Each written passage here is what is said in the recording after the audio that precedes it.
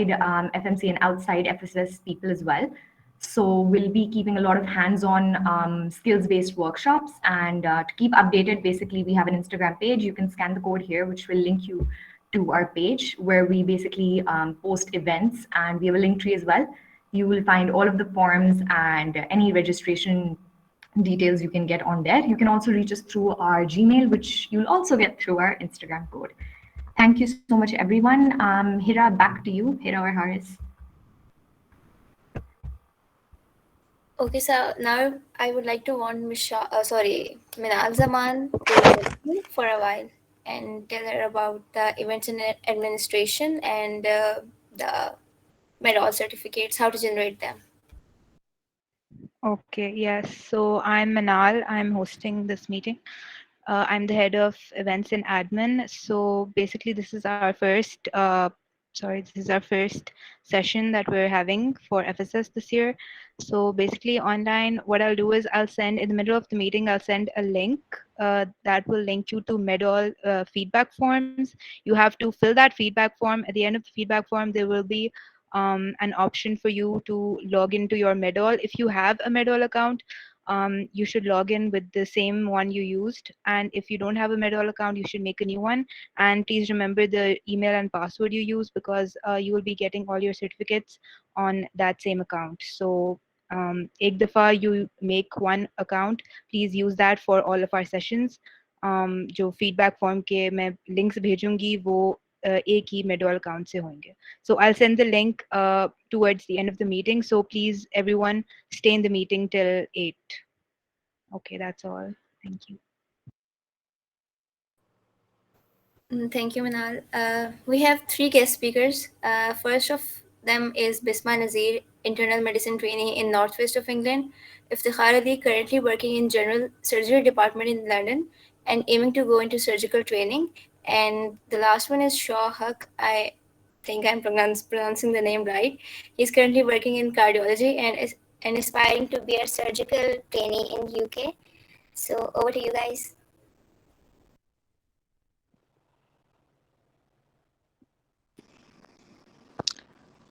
Bisma, we cannot hear you. If you could just...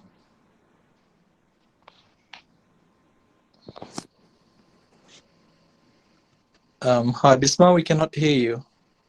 Can you just unmute yourself now? Yes. Yep, sure. Sorry, guys. I hope you guys can hear me now.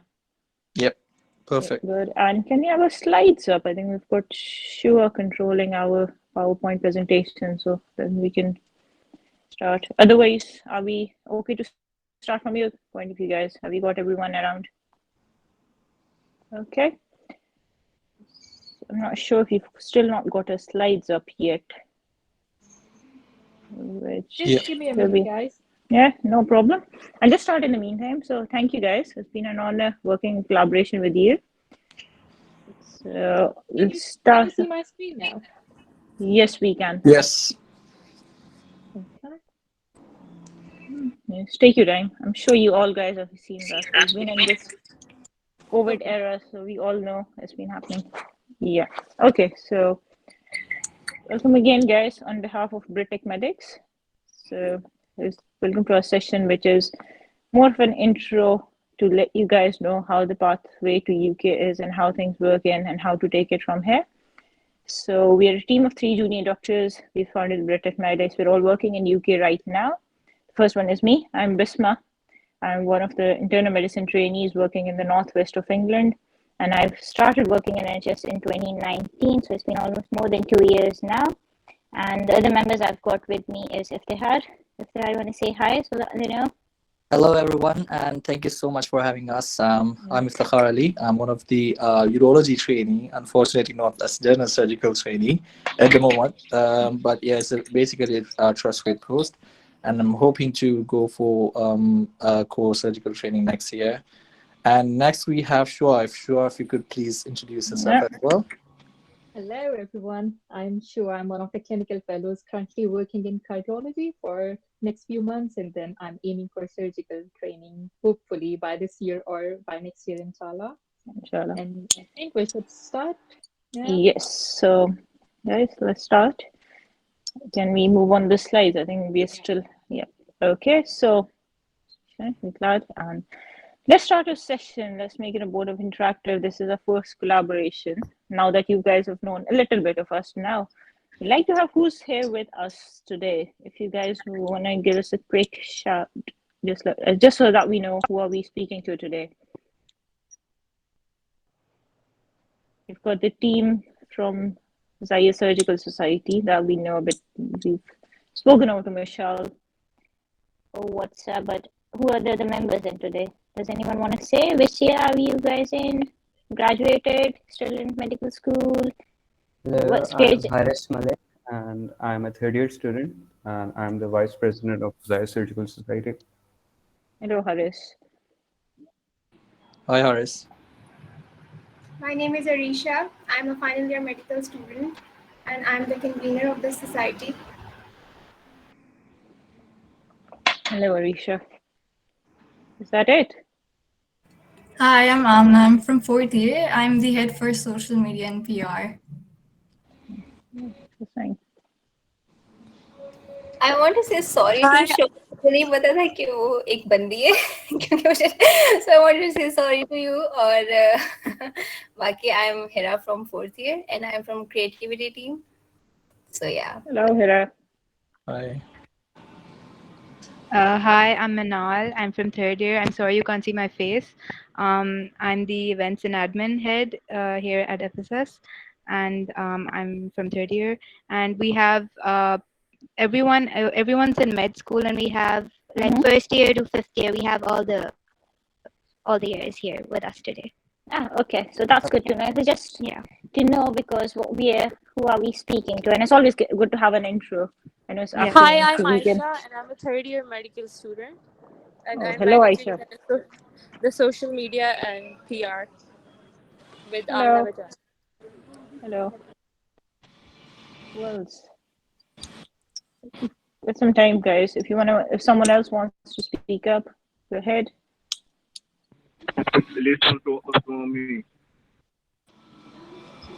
Sorry, I'm not sure if we've got that there.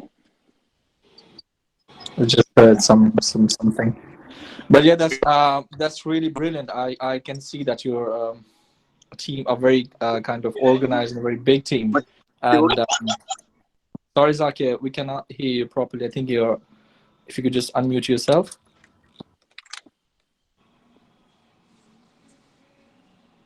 That should be fine. Can you hear me?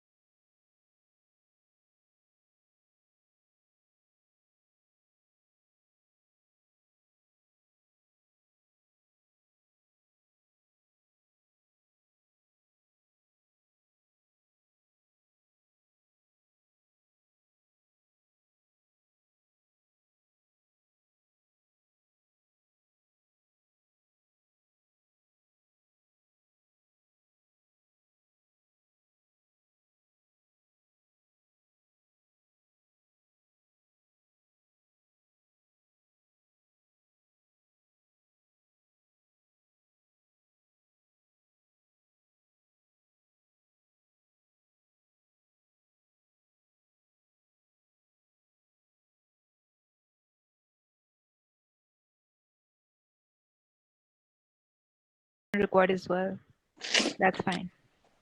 That's fine. If you people are recording, it should be okay for you. Okay, so we should continue from. Let's just crack on. Okay, let's go. So today's session is, as we've already said, is just a quick review of how the life in UK is.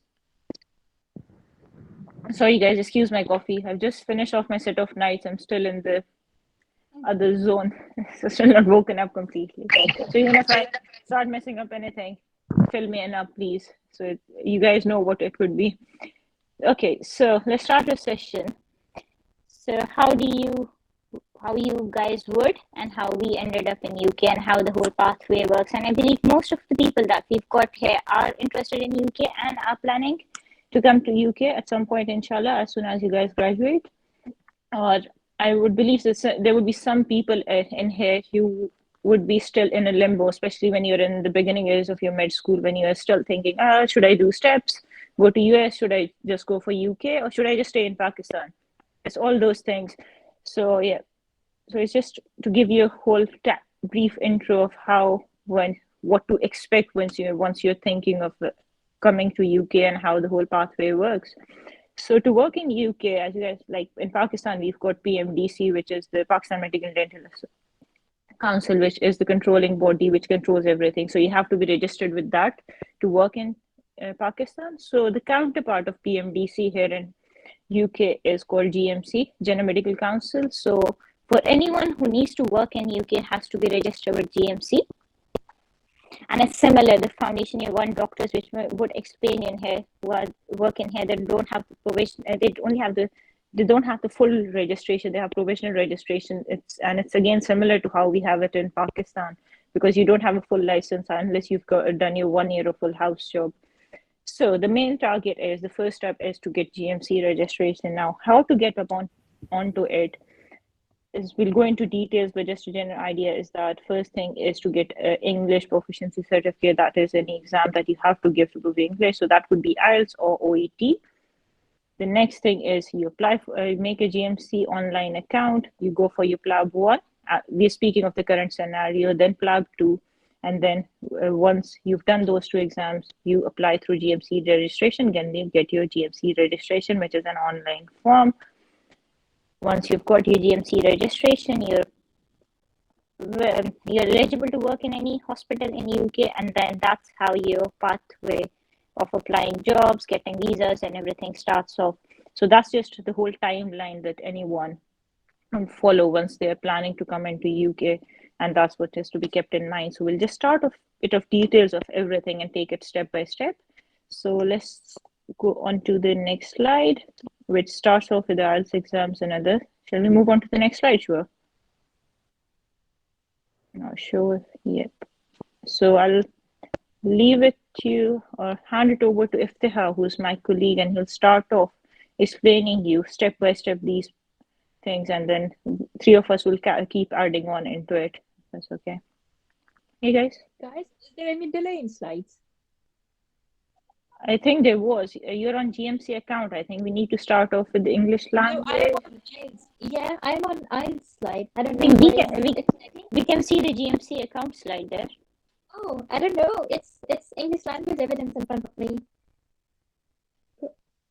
What do you see now? So this is the roadmap for it. Yeah, you're on the right slide now. Okay, right, okay. Okay, and we still have Iftihar with us. Do you start off? Hello, everyone. So, just in the start, my name is Iftikhar Ali, and I'm one of the urological clinical fellow at the moment. I would be quickly going through the English language test that's required for your first of all to make your GMC account, to be honest, and just to be eligible to give the registration examination that is at the moment PLAB, and afterward it will be UKMLA. But just before starting, let's just make it a bit more interactive. And if you guys have any questions, I would really appreciate, and we would really appreciate to answer. Meanwhile, just make it more as a session than a webinar or seminar. I really appreciate any questions. Sure, I can still see the GMC account. If you could just go to I'm sorry, I'm interrupting. I have a question. Yeah, Can I sure, ask right now? Well, my question is that is it possible for a person to give both USMLE and PLAB simultaneously after graduating from med school? What do you Okay, think? so the pathway is a bit different for US and PLAB.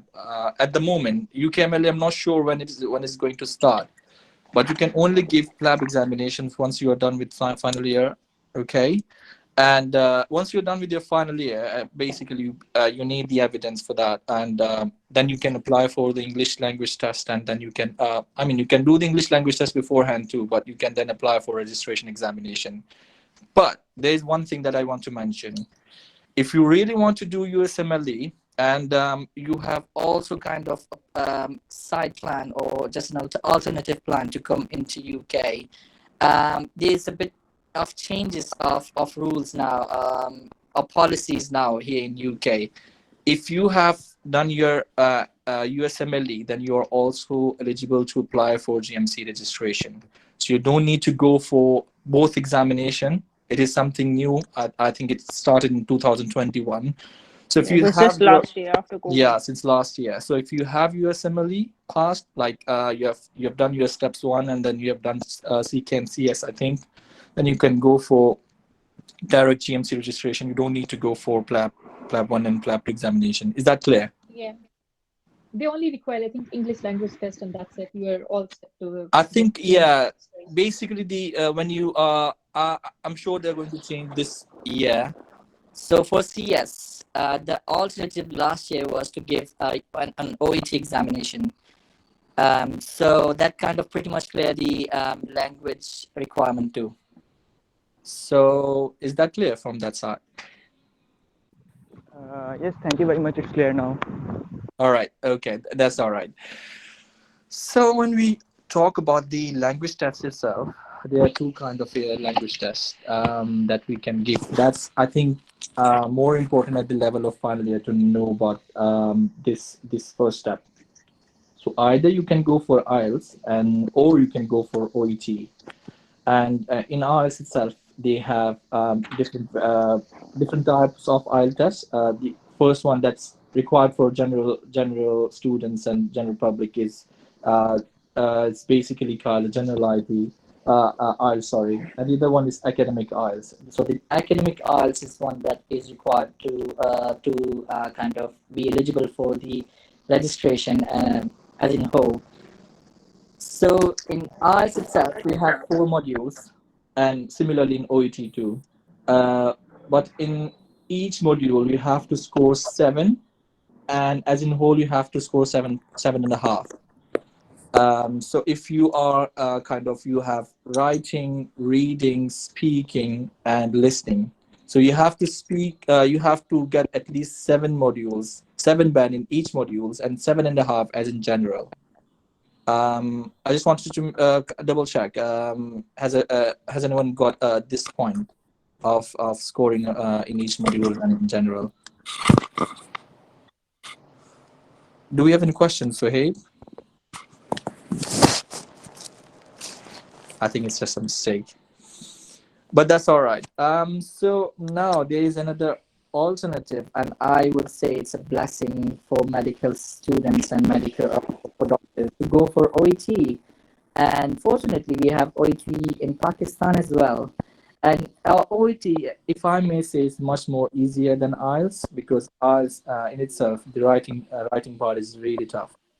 OET is kind of very similar to IELTS itself too, but the only difference is that more professional based, it's more medical based. So you, you're using that language more often, so it's more easier to get the required bands. In it, the only different criteria is a bit of marking. So you are scored on the basis of bands, and there is also individual score. So if you for the minimum bare minimum requirement for OET is to score at least 350 marks in each module, and in total you have to score B in every module. Okay. What I would suggest, if anyone is kind of aiming for PLAB, I would say to go for OET, because this is something available back at home.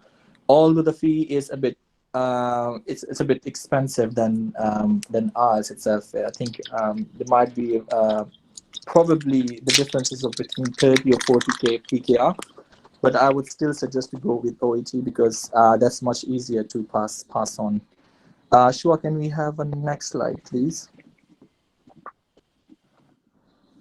Can you see it? No. Yeah. So is there any questions from our panel or our audience? Any questions? Yes. I wanted to ask, as far as I know, IELTS have a validity of 3 years.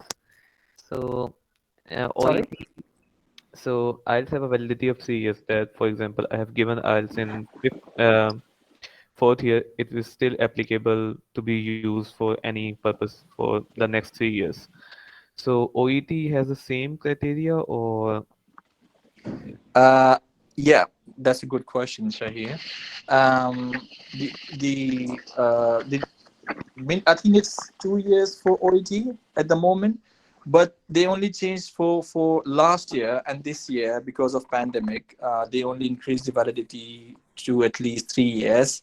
That's just because it was all the exams were delayed because of COVID. So I think it's only the validity for you guys, from my understanding, would be 2 years. Then for us, I'm not sure for us if it's 3 years. Correct me, sure, if it's right. Yeah. I also think it's 2 years for both, like for eyes and OET both. It's 2 years. I That's thought what it I was know. 2 years, but again, it might have Yeah. Yeah, changed. So my Shahid might be understanding is right. for 2 years. It could be, yeah, it could be a bit different now. So Shahid is Because probably They right. have He knows it. increased it.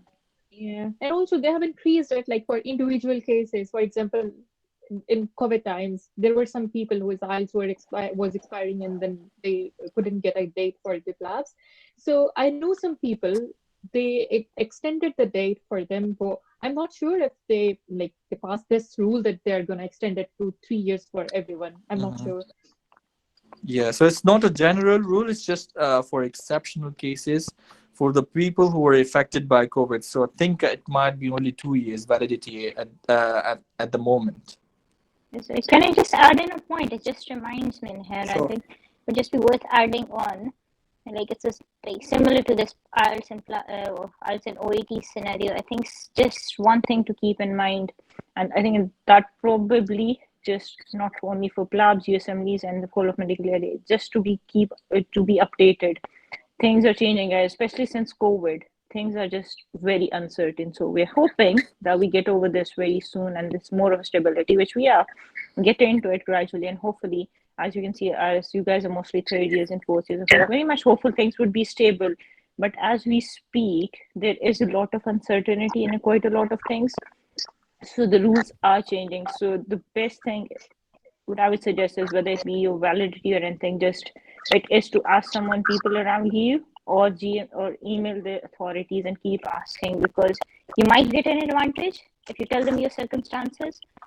So it's always a matter of to be updated, and things are changing like every day, every month, every week.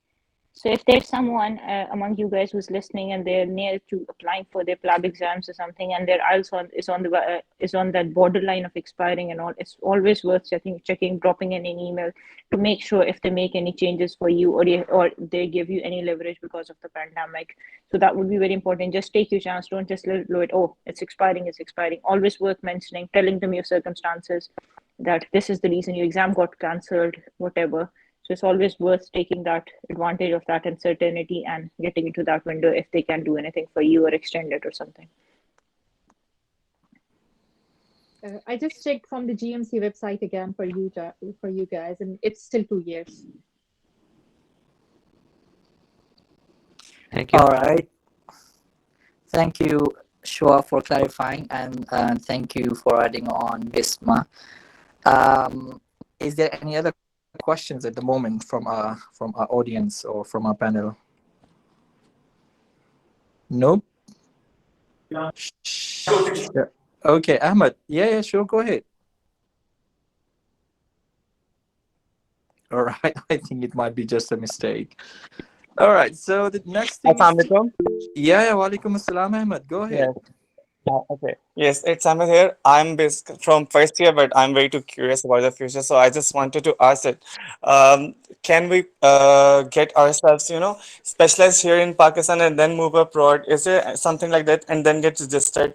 Because I want to be a gynecologist, to be really very honest. And I have heard somewhere that there are very less opportunities for Pakistanis to, go like right after MBBS and get a residency in gynae over there. So is it possible that if I go for any kind of post graduation degree in Pakistan, take my residency here, and then get registered over there?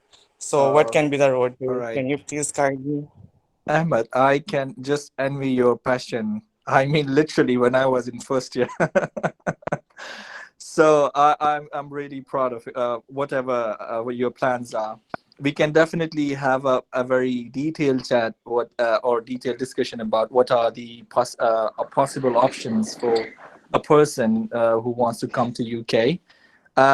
Definitely we'll entertain your questions later on too, but I just wanted to kind of just add on here. UK is one of the best countries amongst like from considering US or Canada or Australia. I would say UK is one of the best countries to get to give you more opportunities for training. So even if you have done your specialized training, the pathway is a bit different, or it might take a bit longer time, but you can get your specialty in any of the specialty you want.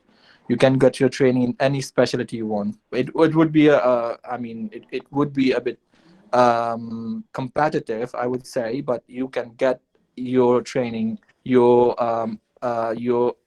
desired training in every specialty. My colleagues are going to second that too. There's just one question in the chat box from another and one of our colleague. Can you just read it? Sure, I can't read it because that's really important from my side. I just wanted to clarify that too. अस्सलाम वालेकुम Walaikum salam.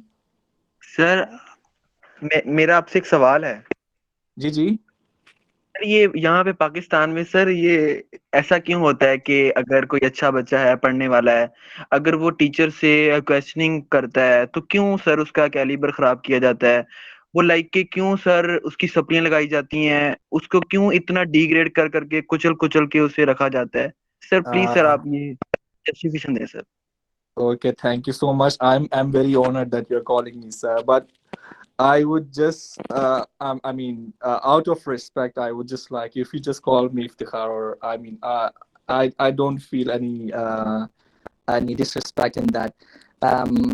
Urdu में बात कर लेते हैं थोड़ा सा. अच्छा, दो चीज़ें थी. पहले मैं आपकी बात कर लेता हूँ, फिर जो दूसरे एक और भाई ने ना ग्रुप पे मैसेज ड्रॉप, बल्कि उनकी पहले मैं ड्रॉप कर देता हूँ.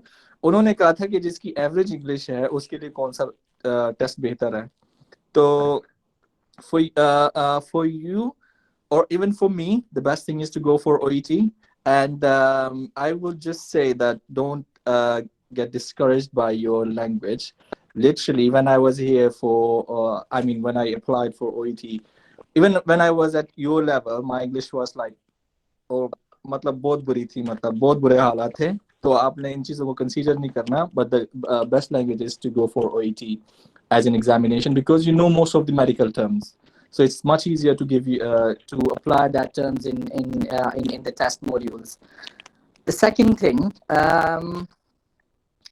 unfortunately, जो आपने अभी सवाल पूछा, ये एक शायद हमारा environment बन गया है, जो कि हो सकता है एज इन जनरल बना हुआ है, लेकिन कुछ एक्सेप्शनल केसेस भी हैं जहाँ पे अच्छे लोग भी हैं, लेकिन वो एक किस्म का टॉक्सिक इन्वायरमेंट बना हुआ है सबके लिए, जो कि आपकी बात बिल्कुल ठीक है, जहाँ पे क्या कहते हैं, बाज़ औक़ात आपकी क्वेश्चनिंग को या बाज़ औक़ात इवन कुछ बंदे ज़्यादा क्यूरियस हों या बाज़ औक़ात जो आपके नॉन मेडिकल रीजंस की वजह से आपको जो है डिस्करेज किया जाता है. शायद मेरे कॉलीग्स भी इस बात के ऊपर अपना पॉइंट ऑफ व्यू रख सकें, लेकिन when you come to a different country, you know exactly where are the loopholes or where the deficiencies. And I mean, I cannot speak on behalf of that people who usually discourage their juniors or their colleagues and or subordinate or their students. That's really below the belt. But I can just speak on my behalf, or I can speak on behalf of my colleagues that you should try to get the best training. और इसलिए मतलब हमें एक क्या कहते हैं हमारे consultant ने कहा था कि even if you are getting a training in Pakistan, at least try to get some kind of diploma or just see the how the outside world is working. So at least you, I mean, get to know that there is a respect for everyone. मतलब एक student है उसके लिए भी उतनी respect है, और एक क्या कहते हैं एक जूनियर है उसके लिए भी इतनी रिस्पेक्ट है, और जब वो एक रिस्पेक्ट का एनवायरनमेंट बनता है देन यू आपकी जो है एक डिग्निटी बनती है, और जो क्वेश्चनिंग है या आपके जो मेडिकल से रिलेटेड जो आपका एक जो होता है आपकी क्वेरीज होती हैं, आप उसको बहुत आसानी से पूछ सकते हैं। तो इसका जवाब ये है कि मैं आपको एक जनरल perception तो नहीं दे सकता why it is happening because this is a toxic environment there, but I can speak on behalf of ourselves that we should try to get to be more to be better or try to kind of get that basic ethics कि हमसे at least जो हमारे या तो junior colleagues हैं या आप लोग हैं वो उस किस्म का फील ना करें। Is there any point Shua or Bisma would like to add about this point especially? One thing I would like to add, if you can hear me. Yeah. I think इस तरह के case में सबसे पहली चीज आपको respectfully उन्हें confront करना चाहिए। हो सकता है कोई हमें ऐसी डिफिशिएंसीज होती हैं और हमें नहीं पता चल रहा होता, तो मे बी वो हमें उस चीज पे गाइड कर सकें, और एक वो जो ईगो वाली चीज है वो भी उसमें पीछे चले जाती है। और दूसरी चीज, अगर आपको पता लग रहा है कि वो बुलिंग कर रहे हैं और प्रॉपर इस तरह से, तो I think this is something we should speak up, और उसका प्रॉपर चेन ऑफ एस्केलेशन होती है। आप अपने जो भी आपके सीनियर हैं, उनसे ऊपर कंसल्टेंट है, डायरेक्टर है, जो भी है हॉस्पिटल की एमएस व्हाटएवर, आप उन तक जो है ना वो इसको एस्केलेट करें। और इसके साथ ही मेरा ख्याल है हम चलते हैं नेक्स्ट क्वेश्चन या नेक्स्ट स्लाइड की तरफ। Sorry, should I just add on? Bisma just like to. Sorry, and thank you guys. It's like just all your questions. I think it's more of making it interactive and liking it. Just coming in the first one, I've forgotten the name. Was it Ahmed for the someone who wanted obs and gynae? Was it Ahmed? Sorry if I'm taking the wrong name. So the first thing, Ahmed, is like I really like is that's a really good thing that you're very passionate about, and you've decided from your first year that you want to do obs and gynae. So that's really good. The second question was whether you want to do your postgrad in Pakistan, which is FCPS, and then come to UK. That's perfectly your choice. If you prefer doing your initial years in obs and gynae in Pakistan and then coming to UK for any other reason, that's also your decision. But considering the point that considering training in Pakistan, just because that you're thinking that you might not get your training job in UK, that's just don't think like that right now. There are always possibilities. We've seen people around who are applying for obs and gynae trainings and are getting it. So it's not like that you won't get a training. So one thing I would suggest that please don't think like that. You're not going to get it. If you want it, you would get it, and you're very capable of getting it. So just keep your path clear. So, and again, I'm just emphasizing again, if for any other reasons, if your preference is that you want to do some initial years in Pakistan and then come to UK, that's your choice as well. You can, the UK, it would be open for you. You can come in here, get an experience, that's perfectly fine. But it should not be the reason that you were doing or staying in Pakistan for doing obs and gynae just for the reason that you're thinking you will not get a training. Just don't think like that. I'm sure you're very much capable and you would get a training in obs and gynae in here if you try. So yeah, just the first thing to keep in your mind is if you want it, you would get it. That's the mindset needed.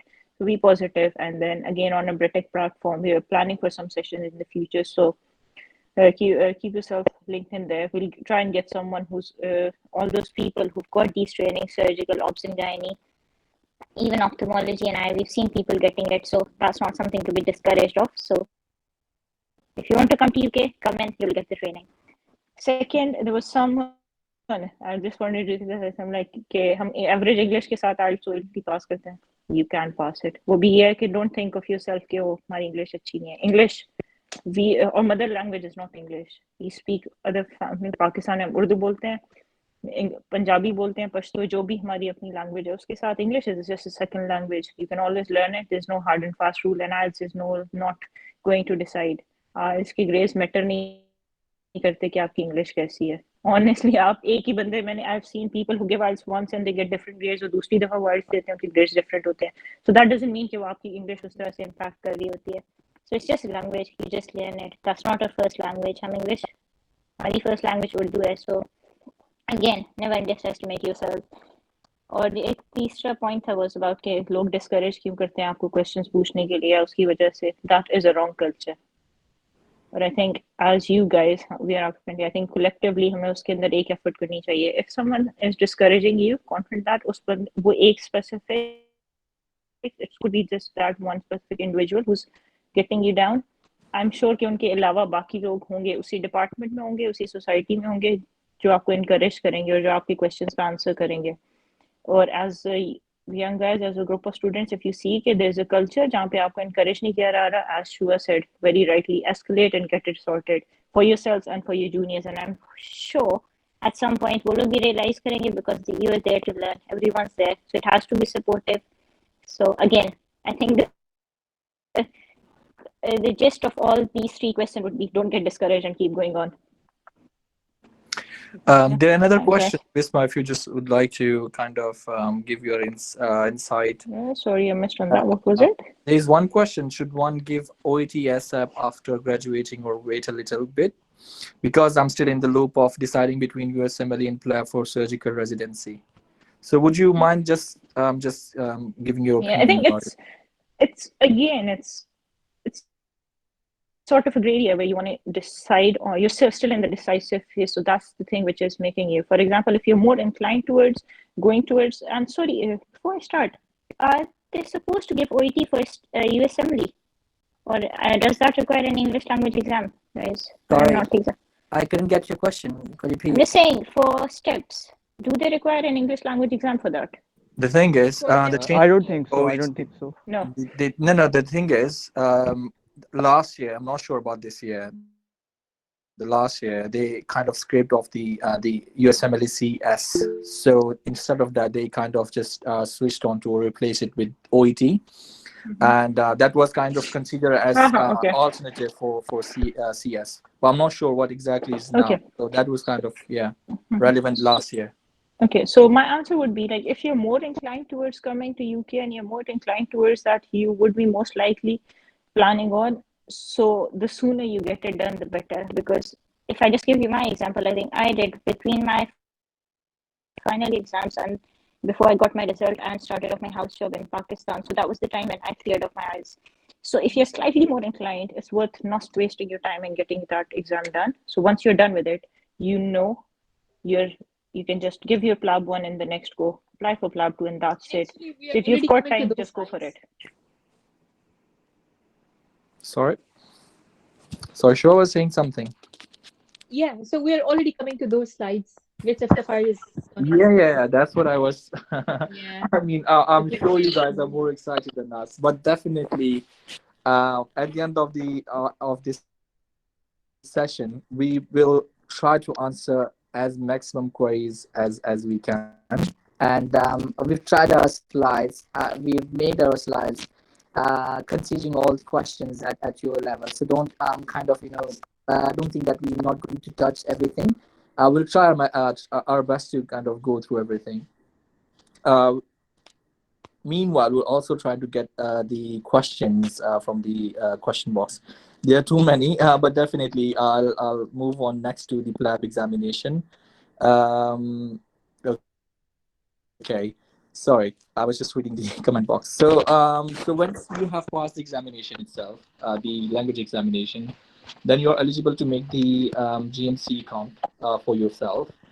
So the first thing that is needed, you have to kind of make an online GMC account, and then you kind of get a date. I mean, you put in all the details for the language test examination that you have passed it, and then after that you are eligible to kind of book for PLAB 1 examination. Sir जी अभी topic ही समझ नहीं है आपके पुराने topic की। Carrying, आपका नाम क्या है वैसे? मैं जरा अच्छा लगता है आपका नाम बेहतर पता हो तो आपको फर्स्ट नेम से बुलाएं। या अब्दुल्ला। अब्दुल्ला, आपका सवाल किस बारे में सवाल आपका समझ नहीं है? जो आपने पहले सवाल पूछा था।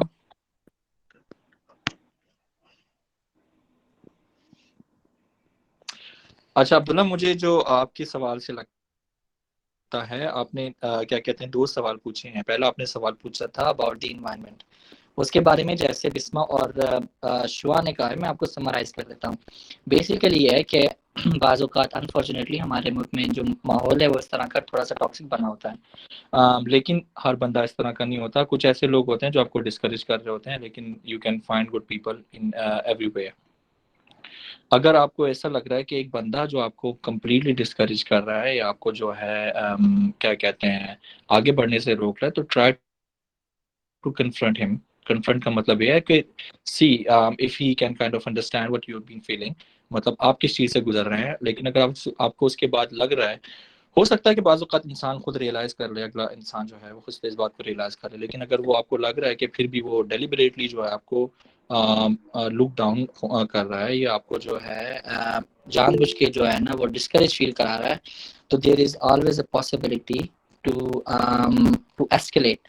आपके पास हमेशा ये पॉसिबिलिटी होती है कि आप उसको अपने, अगर आपको एक डेमोन्स्ट्रेटर है, अगर वो आपको नीचा कर रहा है, तो आपके पास ऑप्शन होती है कि आप असिस्टेंट प्रोफेसर, एसोसिएट प्रोफेसर और प्रोफेसर तक आप उसको एस्केलेट करें। और I am sure there must be some people जो कि आपको बगैर किसी मतलब अनबायस हो के वो आपके बारे में मतलब आपके नज़रिए से देखें और उस चीज़ को जो है वो ठीक करने की या तलाफ़ी करने की कोशिश करें।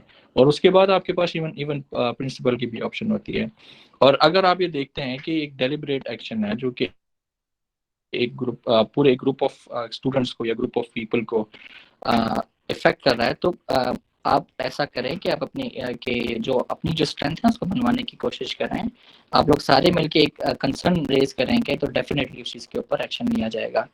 If I am wrong ji sir, sure. आपने आपने बिल्कुल ठीक कहा है सर। एक्चुअली वो अगर हेड ऑफ द डिपार्टमेंट हो और इशू ये हो कि वो लाइक कि आपको स्टार्ट में ही बस ये कह दें अच्छा तुम सवाल पूछते हो, लाइक उनके पास आंसर नहीं है अगर जवाब देने का, तो वो इतना डिस्करेज कर रहे हैं अगले बंदे को कि वो उसकी सप्ली लगाते जा रहे हैं। बाबा हेड ऑफ डिपार्टमेंट, अब असिस्टेंट भी नहीं है वो, डिमोन्स्ट्रेटर भी नहीं है, तो सर इसका क्या हल है? मुझे बताएं। अगर मैं प्रिंसिपल के पास भी जाता हूँ तो फॉर एग्जाम्पल तो वो Hi, sorry, I think there might be a disruption. So I can't see the slide, but definitely we'll go through that thing again. You'll be much clearer. Excuse me, sir. Sir, can you kindly give me a quick review about what you have told us in the last 5 to 10 minutes, as I was unable to attend the session and due to the network issue? Guys, the recording will be made online. We'll email you the recording afterwards. And please, just a reminder, we're here to discuss the PLAB and the UK pathway. Kindly keep any unprofessional questions off the table for now. Also, following these questions, the remaining questions will be addressed by the speakers in their own time. Kindly do not interrupt the continuity of the session, as this really sets off the pace. Thank you. Thank you so much, Vishal. I'm sure that I can definitely understand the enthusiasm of our audience, but let's kind of touch your questions in between. But yeah, moving on to PLAB 1 preparation. Sorry, I know we're answering the question at the end, but there's a question from Eliza. I think she was saying she can't decide whether PLAB or USMLE.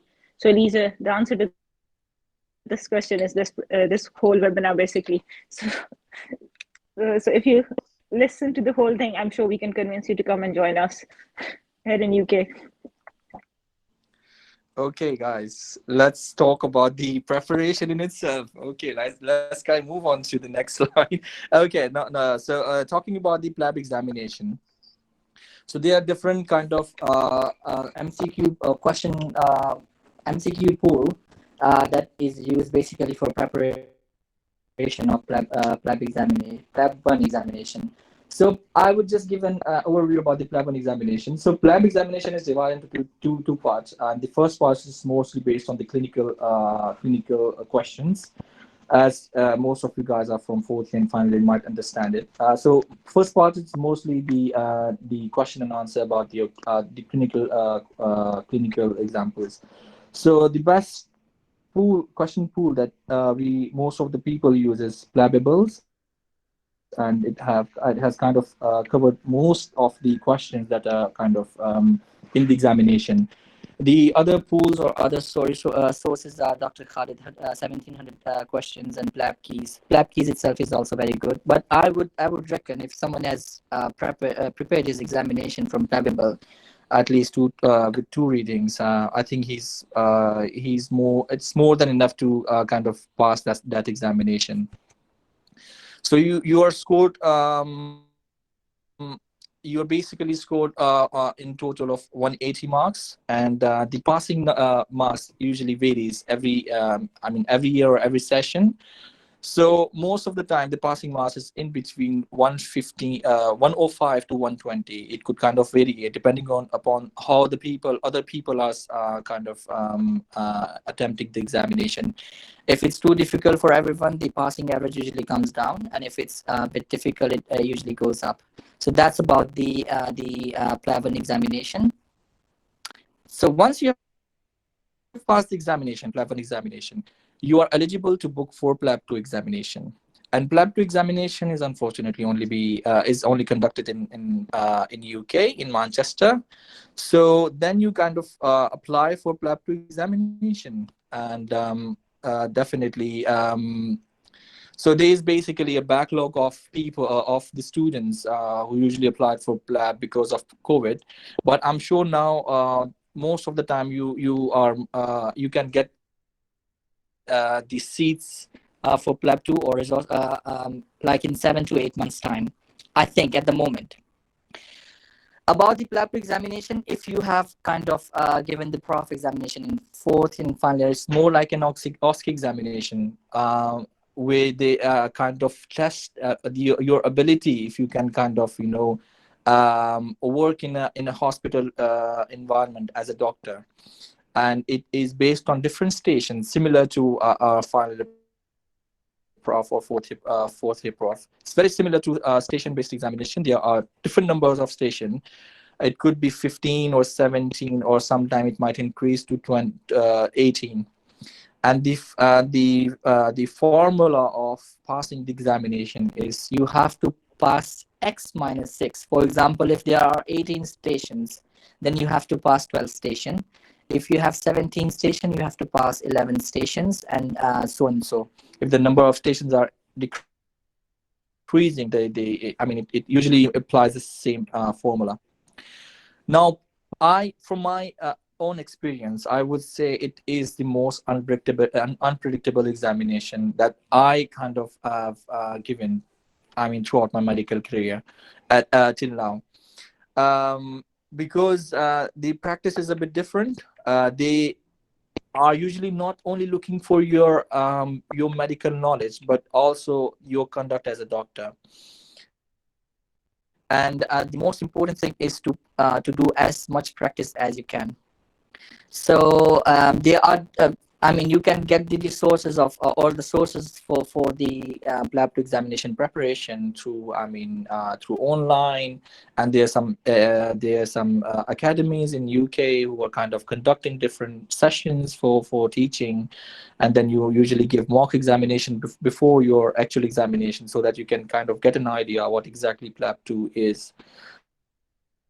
So once you have kind of, how much time do you really require for PLAB 2? I would say it is usually about from 1.5 months to 3 months. It depends on person to person.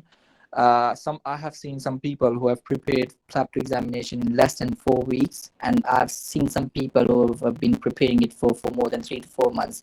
So it's absolutely depending upon the person's own choices. If he's more than happy to, or if he's confident that he's prepared his examination in 4 weeks, that's absolutely fine. There's no kind of comparison between people to people, or it's not a standard time. Shall we move to the next slide, please? Sure. Yeah. Can Next you slide. see it? Yeah. Okay. So So I'm just going to add on just summarizing what Iftikhar said. But the difference between PLAB 1 and PLAB 2 exam that is something which has to be kept in mind. Is PLAB 1 is your theory, that's your medical knowledge. That's whatever you study in your med college, that's where it comes in. Basically, your Oxford Handbook of Medicine, that's pretty much is your PLAB 1. and some other obviously specialty. And PLAB 2 is not a test of your clinical and theoretical knowledge at all. My personal experience, as if they have rightly explained the stations and everything, the key thing in your PLAB 2 is it's not your theory. You can still pass the station even if you get the diagnosis totally wrong. So it's just your interpersonal skills, your communication skills, and how good are you at asking questions, escalating it to seniors, and doing what you are capable of doing, rather than just like sorting out everything. So that's not the theoretical exam at all. Like, obviously it does require a basic medical knowledge, but I think every one of us, whoever comes in from Pakistan, we do have that knowledge to pass that exam. But the key thing for PLAB 2, which differentiates us from other people, is our interpersonal communication skills. And that's what will make you pass your PLAB 2 or fail your PLAB 2, unfortunately, because it's just your communication and your interpersonal skills, and that's it. That's all you need to have for passing PLAB 2. Thank you so much, Visma. I'll just clarify it by an example. So for example, so basically when they usually mark you on three categories. One is how you take history, and how you describe your management, or how you manage the patient, and third one is the IPS, so interpersonal skills, how you are really making the rapport with the patients. So for example, I'll just explain, let's say, about one of the stations. For example, if there's a patient with acute abdomen, for example, acute appendicitis, most of you definitely know about the management plan. That the absolute management plan is for the lap appendectomy or open appendectomy. But the thing is, they are kind of looking at your caliber. They'll definitely, you'll take the history, and then you'll give the examination or the management plan.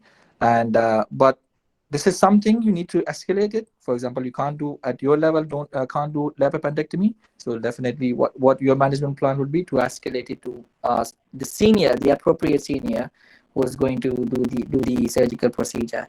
So that's a very kind of, a brief example of how the stations are. All right. Is there any, or should we just keep the questions to the end, because it might get very intense, I would say. All right. But yeah, Okay, if there's anything which you have a query in between of what we are saying, just feel free to ask that. We're not discouraging you at all from asking questions. If there's something you want to get clarified for that particular, for example, if you're discussing PLAB 1 and PLAB 2 right now, if you've got any burning questions for PLAB 1 and PLAB 2, please do ask them there and then, rather than leaving for an ambiguity. But if there are in general questions, yeah, we'll be available after the session for that as well. Okay, so there's one question from Hira Malik. If someone fails PLAB 2, does he have to go through all procedures again? Give PLAB 1 again. All right, so Hira, there's always a validity for an examination, as in for OET, the maximum validity is 2 years. Similarly, for PLAB 2, PLAB 1, I think initially it was 2 years, but I think in the code they changed it to 3 years, but I'm again not sure if it's similar. So unfortunately, if someone has failed PLAB 2 examination, it is not necessary every time to go for PLAB 2 examination or PLAB 1 examination, or to repeat that. Okay, so you can give PLAB 2 examination as a try again whenever you can get a slot for PLAB 2. But if unfortunately someone has applied throughout the time and they couldn't get the PLAB 2 clear, and for example, if their PLAB 1 is expired, then unfortunately that person might need to kind of sit in PLAB 1 examination and go through the whole procedure. Here's another point I would like to just add: the number of attempts. I'm not sure about the PLAB 2, but the PLAB 1, the maximum attempts you can give is 3. So if someone has failed 3 attempts of PLAB 1, I think, I'm not sure, but I'm just saying that the person might not be able to sit in the PLAB 1 again. Just correct me, Bisma, Shua, if you guys know about it, about the PLAB 1. Sorry? So you can attempt it like 4 times. Okay. Thank you. Is it for PLAB 2 or PLAB 1? Is PLAB it for 1. both?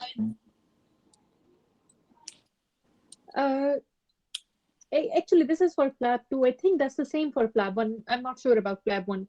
For PLAB 2, it's definitely Yeah, but guys, just give the exam when you're prepared, and you'll get it in the first go. Can you get in the training in pediatrics early? We'll definitely come to this point again. This lab one tests both basic sciences as well as clinical subjects. Basic sciences, they usually, it's mostly clinical, so they kind of touch up very lightly to the basic sciences as well. There are different kind of subject parts of the PLAB 1 examination in itself. There might be a few questions about the basic sciences, but most of the stuff will be from clinical side. And there might be some questions from ethical scenarios as well.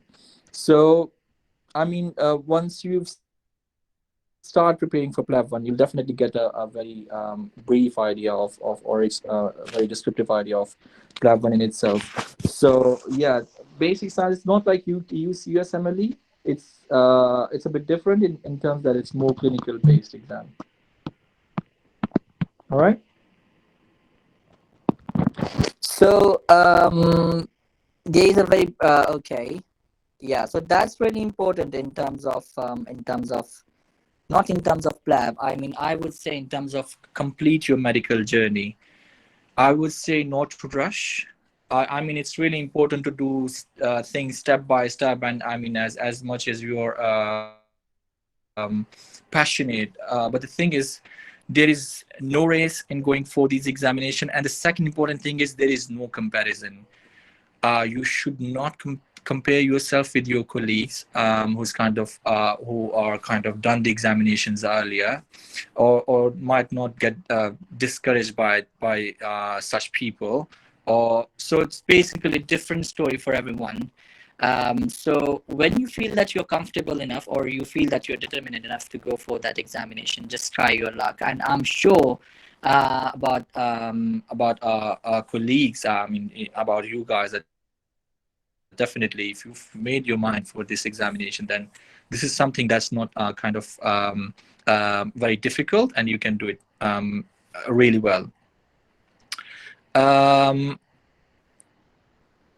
Is there any questions? Yeah, I think there was a question that whether for PLAB 1 we need to study surgical books and obs and gynae books.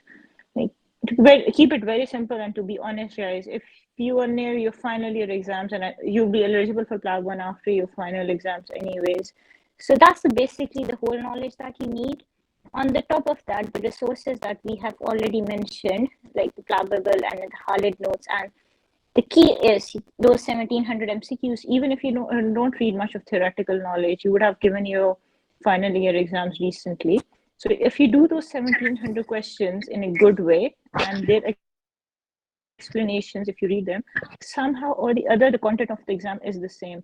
So that's the good thing about PLAB exams, basically, as when you compare it, as some of you are asking for comparison between STEPS and PLAB right now. So I think that's the thing. For STEPS, you have to study a lot. So you have to put in an extra effort, some dedicated study time, and then you go for you. But for PLAB, it's really different, to be honest. So what you do for PLAB is that you give your exam, you do the 1700 MCQs are your key. Most of the people who give PLAB 1, they don't study any books. They don't do much. What they do is that they do those 1700 MCQs thoroughly, and then they've got some other online resource materials available as well.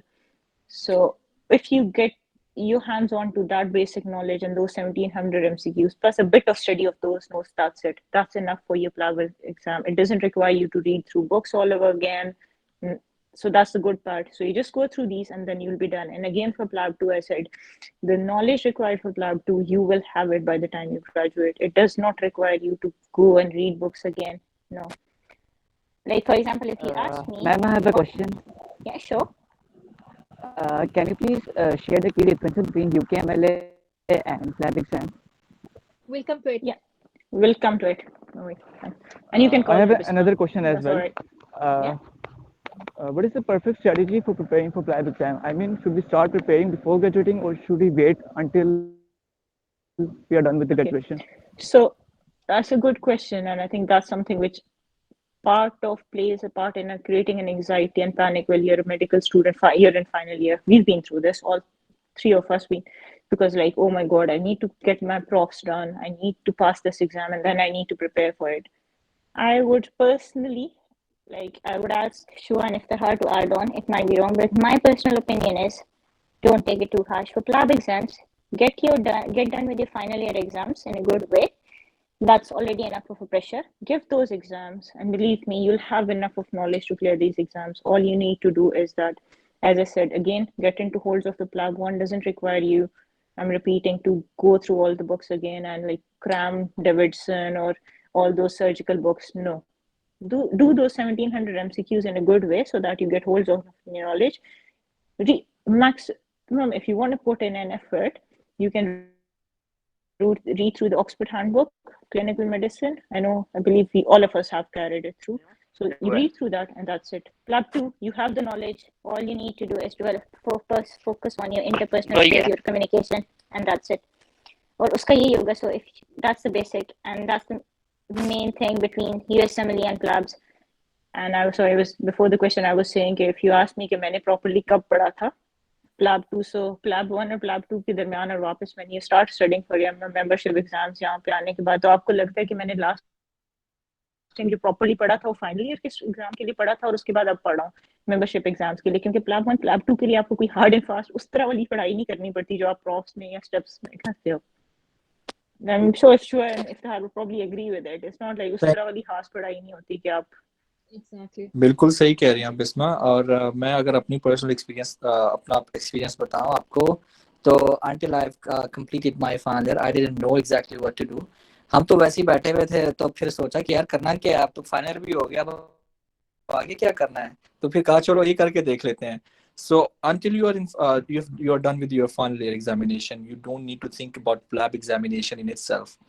But we are going to come back to some slides that in interim when you are a student, what exactly you can do. But उसके ऊपर हम लोग बात करेंगे जब हम लोग portfolio के ऊपर होंगे. As a student of a third year, fourth year, even a final year, जब तक आपके examination नहीं हो जाते, don't think too much about the PLAB examination in itself. एक और क्वेश्चन अभी जो है ग्रुप के अंदर आया था कि so one can know the timing of PLAB and examination after making GMC account. Definitely, when you have made the examination, the GMC account and you have cleared your examination, they'll show you the slots for PLAB in itself. And when you have cleared PLAB and examination, they'll definitely update it to PLAB 2, and you'll see the available slots for PLAB 2. So again, there is no rush in going for your registration examination, and again, I would reiterate again, or I would put more emphasize कि आप लोगों ने अपने आप को अपने colleague से या किसी और बंदे से कंपैरिजन नहीं करना, क्योंकि हर बंदे की अलग स्टोरी है. बिलीव मी, मतलब अभी तो इतना ज़्यादा एक्सपीरियंस नहीं हुआ, but still where I am standing now, I can just advise it. I cannot put more stuff in it that you don't need to compare yourself. Just when you feel that your time is right, or you feel that you have decided it, just start prepping your examination after your final year. Can we move on to the next slide, please? Just make a plan. Yeah. The plan is the main thing. If you've got a plan in mind, you can do it. And the good thing about PLABs is you don't have to focus. Like I gave my PLAB 1 when I was doing my house job. तो house job में हमें पता हम कितना कोई focus करते हैं. मैंने पढ़ना स्टार्ट किया था हाउस जॉब में, और हाउस जॉब में और सिर्फ मैं नहीं थी.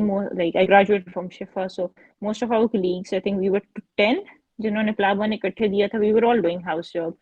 तो हाउस जॉब के ऑन कॉल्स के साथ just plan it right, and inshallah you've got help around. You can always ask, so you'll get through it, inshallah. All right, thank you so much, Bisma. Yeah, sure, go ahead. और इस सारे में बहुत quick सी, और वो ये कि usually जो ज्यादातर लोग करते हैं वो इसी तरह से करते हैं. फाइनल ईयर में जैसे आप लोग कर रहे हैं, ये बिल्कुल ठीक है कि आप लोग, मुझे बड़ा अच्छा लग रहा है इतने इंथुजियास्टिक देख के आप सबको. अपना सारा प्लान करते हैं कब आपने क्या करना है, लाइक MLE करना है, प्लैब्स करना है, इन सारी चीजों का प्लान करके, लेकिन जो इसके ऊपर प्रॉपर अपने वर्क स्टार्ट करना है, क्योंकि फाइनल ईयर इटसेल्फ इतनी हेक्टिक है. वो आप लोग हाउस जॉब में अपना आइल्स या ओईटी मैक्सिमम बस ये कर लें, या बहुत ज्यादा किसी ने कूल रोटेशंस रखी हुई है तो अपना प्लैब बंद कर ले। बाकी ये सारा आहिस्ता आहिस्ता एग्जाम्स तो आपके साथ साथ चलते ही रहेंगे, प्लैब्स हैं, फिर मेंबरशिप एग्जाम्स हैं, वो सारे आते रहेंगे, तो इसलिए इसमें इतना रश करने की जरूरत नहीं है। और एक अगली चीज, हमारे पास ना इसके बाद वाली स्लाइड है वीजा प्रोसीजर पे, लेकिन मेरा ख्याल है आप लोग हमें बताएं कि आप लोगों में से क्या कोई इंटरेस्टेड होगा इस चीज में, कि आप लोगों में से कोई इस प्रोसीजर में है कि वीजा कैसे अप्लाई करना है और ये वाली या सारी चीजें, अदरवाइज हम ये स्किप कर देंगे। तो कोई काइंडली ऐसा बंदा इस पे जो मुझे प्लैब अपनी 1 जिसका हो चुका हुआ है और जो प्लैब 2 की तरफ है, या अभी जिसने ओईटी एग्जामिनेशन पास कर लिया हुआ है और वो इस प्रोसीजर में है, तो हम लोग इस स्लाइड से गो थ्रू करते हैं, otherwise we can kind of move on to the next. or admins if they Sir, want us before to moving cover. forward, I have a question. Sir, हमें प्लैब वगैरह के लिए रिसर्च वर्क्स के लिए enrol होने की जरूरत है अभी या नहीं? बिकॉज हमारे सीनियर्स वगैरह ने अभी बोला है कि get at least into 2 research works if you want to get into PLAB. So do we have to go into research works or not? Yeah. So that the thing that I was when I mentioned कि कौन सी ऐसी चीजें हैं जो कि आप when you are student you can do that might help you when you try for a training here, वो definitely हम लोग अपने पोर्टफोलियो में ना एक उसके बारे में बड़ा डिटेल से गुफ्तगू करेंगे। हमारे हमारे क्या कहते हैं, इसके अंदर जो है एक्सपर्टीज ज़्यादा अफवाह की हैं, तो वो उसके बारे में बड़ी डिटेल बात बताएंगे आपको। हम लोग इंशाल्लाह नेक्स्ट कुछ स्लाइड्स के अंदर इसके बारे में बहुत क्लियर और जो है ना उसको बहुत वाज़ेह करके Or next sessions maybe, I think kindly the FSS has asked us to do a couple of more sessions with us, so I think वो sessions, so stay tuned। तो उस session के अंदर हम mainly वो चीजें target करेंगे that you have to know as a medical student, कि rather than it's just in a friendly way कि अभी किन चीजों, rather than worrying about PLAB 2 at this point, what you need to get your, again it comes in your planning, what you need to plan now as a medical student, कि उसके अंदर आप क्या कर सकते हो which would help you not in doing PLAB, लेकिन once you come into UK तो फिर क्या चीजें होती हैं which जो हम पर्सनली, मैं सारा और शिवा जब हम बैठते हैं तो यार हम सोचते हैं कि oh we should have done this as medical as a med student, and अगर हमें पता होता तो we could have just done it there and then, it was just that we didn't know, and that's again that was the reason we started off Britak Medics, is because when we were medical students तो हमें काफी चीजें थी जो अब आके when we start thinking back was like we could have easily done this as a student, or we would have ये चीजें, और अब हमें हमारे लिए काफी easy हो जाता है, especially when you go on and apply for your training jobs। So I think yeah, stay tuned guys, we will address them, we'll touch upon them in this session, and then we'll do a detailed session on that in future inshallah as well.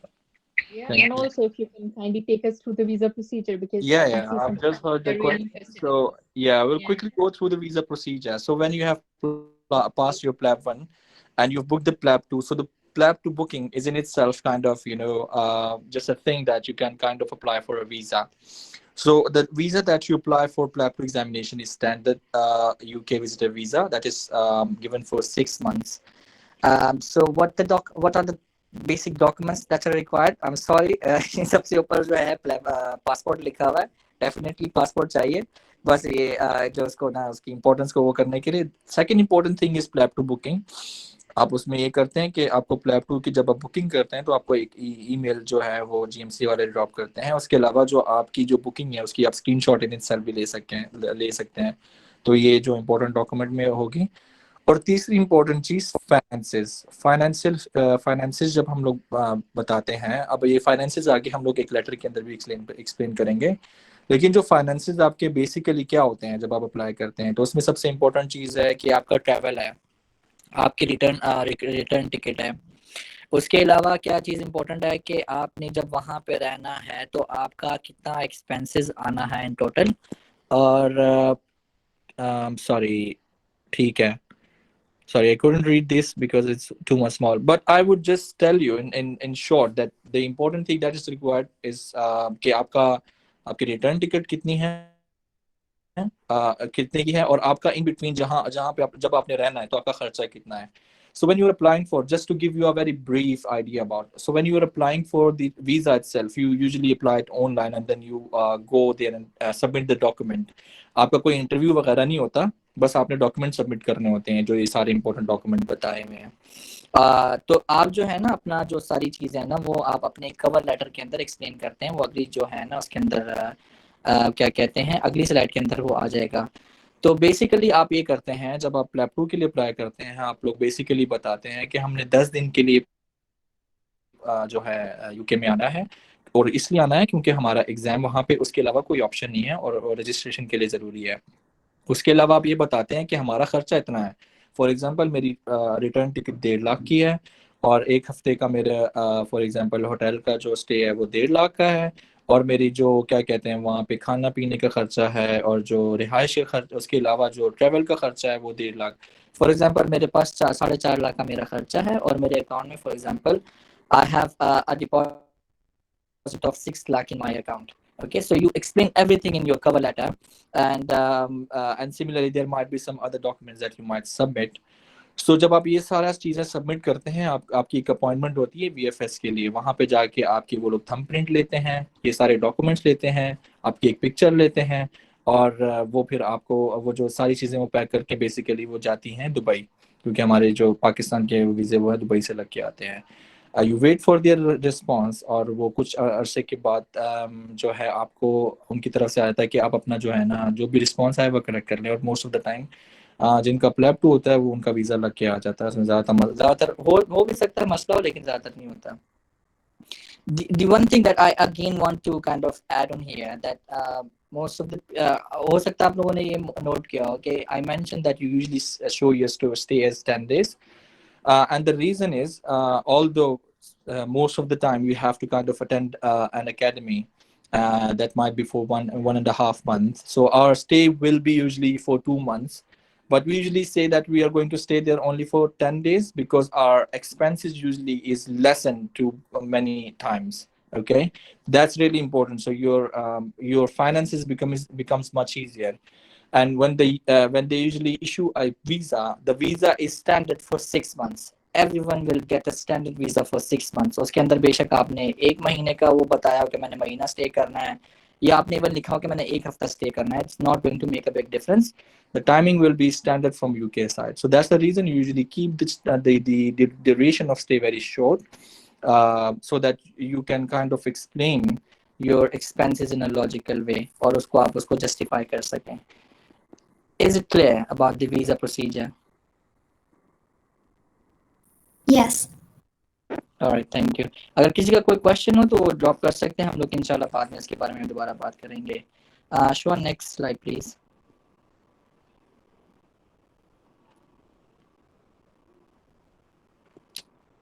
Can we have the next slide please, Shua? I think coordinator Shua, I can't see the next slide. Can you guys see the next slide?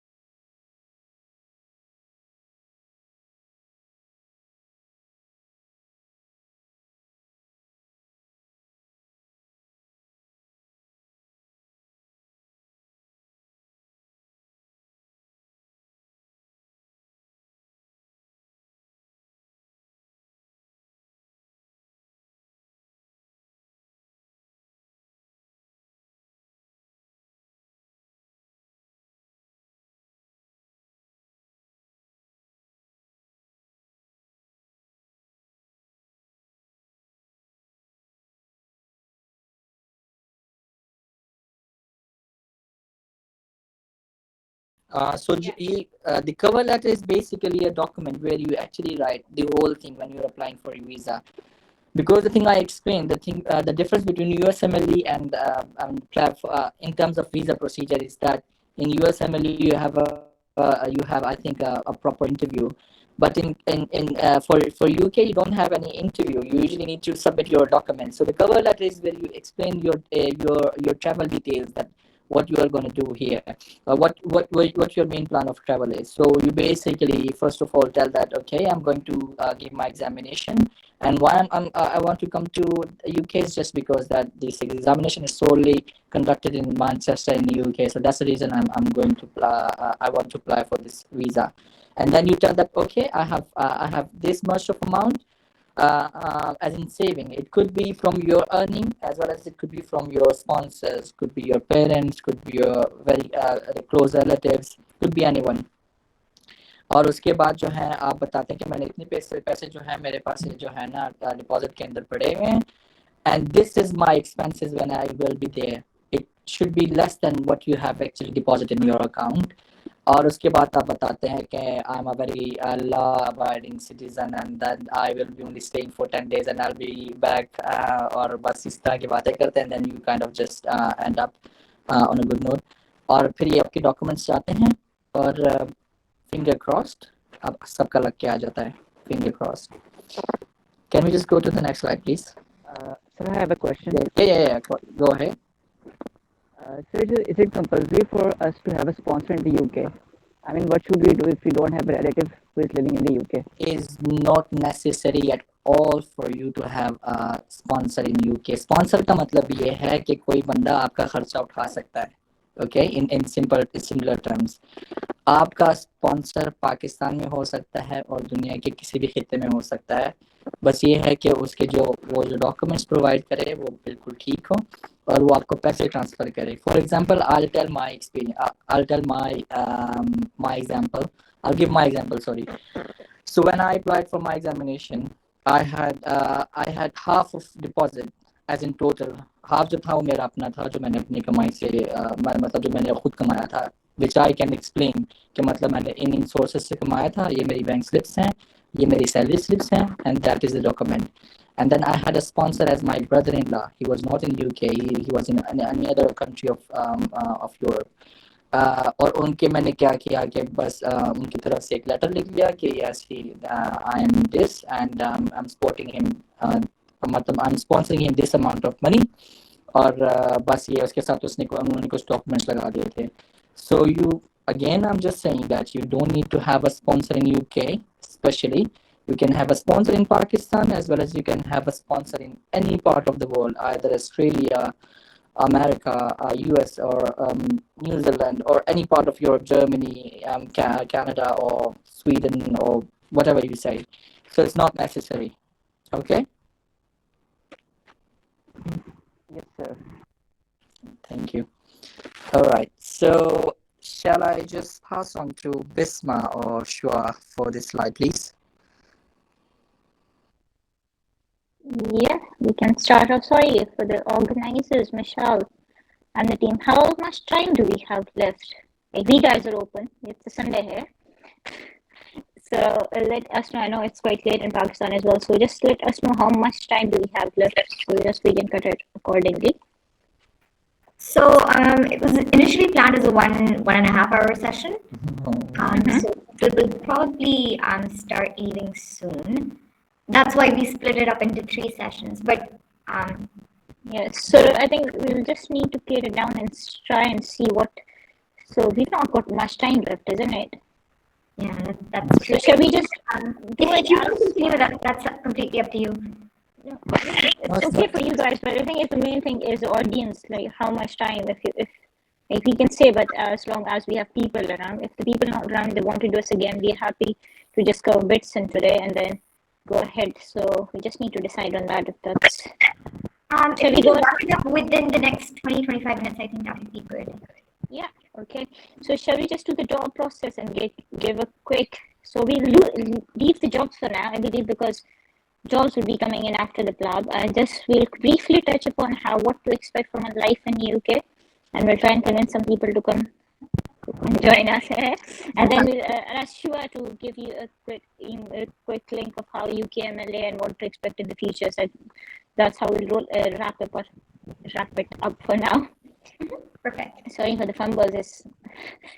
I told you in the beginning I'm post night, so bear with me, guys. Yes, best explanation. Best, I'm sure you guys are still medical students. Once you start practicing, guys, post night is the worst thing. You can say or do anything. You won't know where in the world you are. Okay, anyways, that was my bit of rant. Okay, so life in UK, that's what to expect. I think that's the major. Most of the time, what I think is personally कि लोग देखते हैं as if they have mentioned and Shua mentioned. It's not like कि, oh, because my friends are going to UK, I should go to the UK.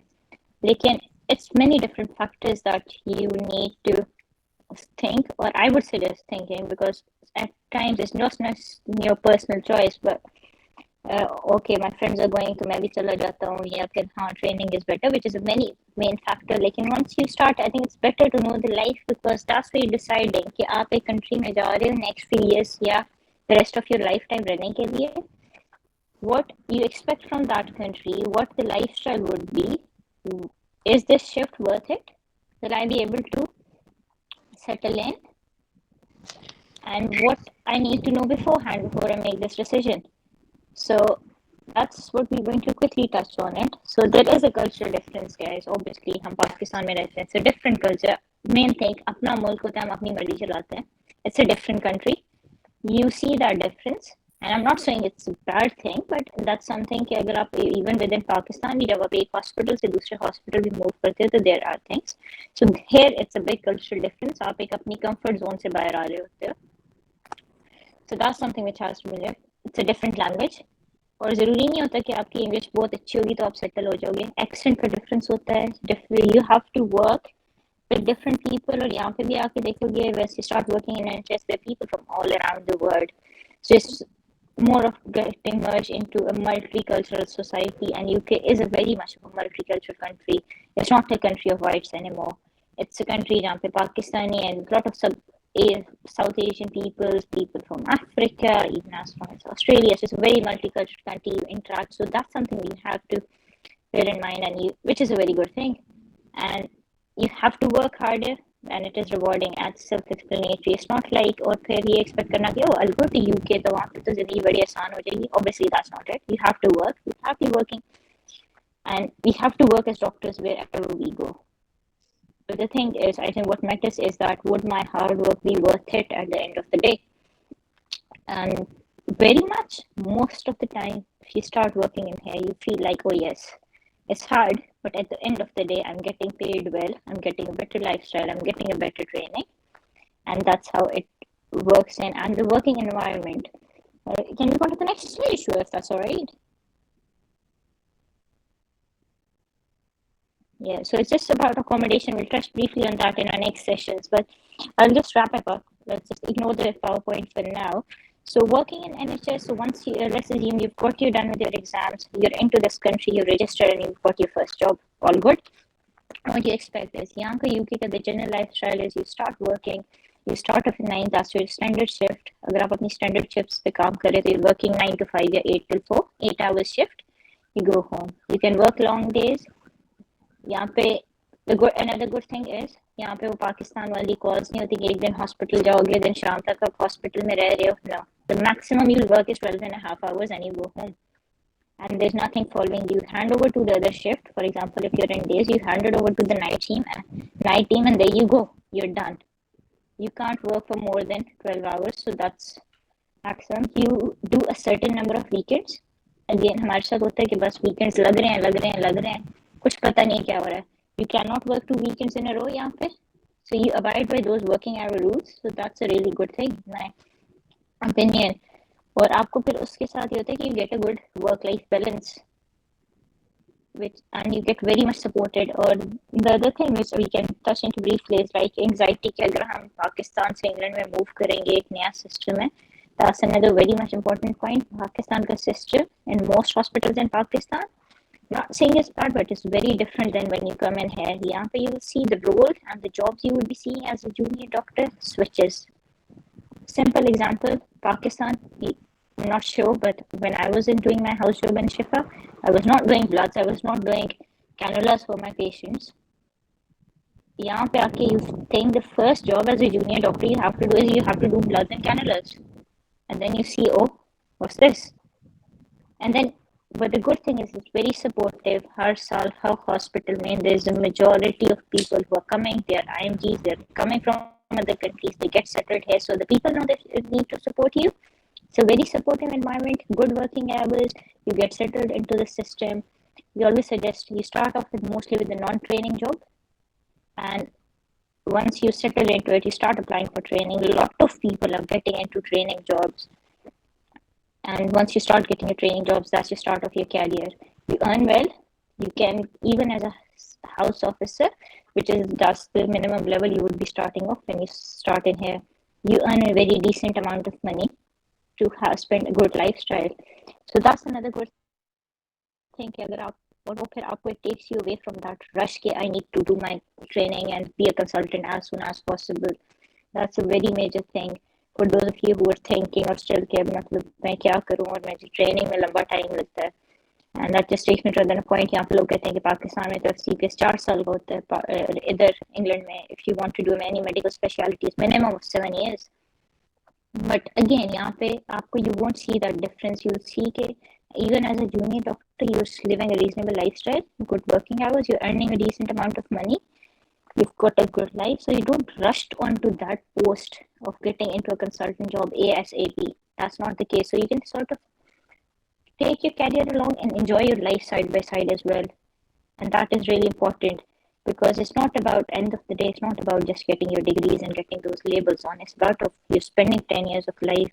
If you manage to enjoy your life and along with that, spend time with your family, have a good time, do some extracurricular activities, and at the same time get into your career along. That's very important. I think that's a very good thing about the system. That's is कि आपको एक work-life balance sort of मिल जाता है. You get weekends off. If you work one weekend, you'll get next weekend off. You won't be working very long hours, unlimited. No, that's not happening. And you get rewarded. You'll get a good pay, and you would have a decent lifestyle. And so this was part of, sorry guys, I'm rushing. If I'm too quick, you can stop me, but I'm just rushing for the quick review. So that's part of your hospital life. You get supported. There is no hassling. If you're in doubt about anything, there are always seniors around. So it's a very supportive environment in hospitals. You'll see people from everywhere and you can ask anyone, right from the hospital porter से लेके senior most consultant medical director तक भी जाके you can ask the easiest thing and just very casually they'll help you. उसके बाद let's come out of the work side. Hospital के बाहर what happens? Most of the people जो यहाँ पे आते हैं, you're alone. You think यार ये क्या है? That's another problem most, and that takes a lot of people away from कि यार हम जाके एक different country में कैसे रहेंगे, which is hard. It is hard. You move from another country, फिर करके your family is back home. You get depressed. यहाँ का weather in winters, guys, hardly सूरज नजर आता. You go out work, it's dark. You come back from work, it's dark. Like, what's happening? But again, so these are some things which weather, snowfalls, all. But again, it's not something, it does affect. I've been in here working for almost 3 years, being visiting as a kid, still get suffered. Again, it's not something which should like back you off. I'm not going. But again, at the same time, we've mentioned that on our Britak platform as well. Your friends, your colleagues, you've got a lot of Pakistanis, even South Asian people, even your people at work, you'll be friends with them. And I've seen this happening. I've experienced it myself. Every other colleague, they become your family. Within months, you will realize you'll have a bunch of friends you'll be hanging out with. Every weekend, you'll have plans. You'll be going out with those people. You'll be enjoying your life. And at the same time, you have a protective annual leave here, guys. I'm not sure how things work in Pakistan because personally, I've not experienced anything recently. I've just done my house job. Lekin यहाँ पे आपको leaves का, you're entitled 27 days of leave at work, which is really good, and you're supposed to get it. No hospital can, if you give them notice, no one can stop you from not getting your leaves. So you get your 27 days, and these are 27 working days. not including your weekend. So it does add on. You can manage 1 or 2 trips easily to Pakistan, and you'll have money. You won't have to worry about tickets. Your shopping expensive. You can as a house officer even, and plus 5 days of bank holidays, what we call the guested holidays in Pakistan, will be aapke add ho jaye. So that's basically 32 days of leave, which everyone who's working in, no matter training or non-training job, wo days of leave aapke apne hain, which you can use. You can go out, do whatever, go back to Pakistan, go back on a tour to Europe, explore. It's all on you. And another thing which I forgot to mention is your sick leave. If you're sick here, you're sick. You're not bound to work and you can enjoy. Obviously, you should not be misusing that. But if you're sick, you're sick. And that's a very good thing. I think we started off, there was some mention about the willing culture. That's not here. No one will ever say, why are you sick and why you're not at work. So if you're generally sick, obviously, I'm expecting we're all. So you just stay at home and rest. So इस तरह का कोई pressure नहीं है. So in those terms, the working environment is good. The drawbacks are यहाँ पे obviously there's a lot of pressure in terms of medical legal requirements. So you feel actually burned out. 12 घंटे की on call shift के बाद you feel like oh yeah, I'm tired because it's a medical legal. You have to work. You have to put in your hard work. लेकिन at the end of the day, a lot of people are doing it. You get settled. It's a very multicultural country. आपको देसी environment में मिलता है, सब कुछ मिलता है, and you get settled in, and there are perks at the end of the day. And with the new times, you cut it off. A lot of people, majority, they're going into training jobs. They're getting their careers. Now we've seen a lot of people who are consultants who started off as us. They're consultants now. People are getting into surgery. I think for example, they're planning for their careers in surgery, obs and gynae, different specialities. People are getting everywhere. So yeah, it's a good environment. You'll enjoy work coming in.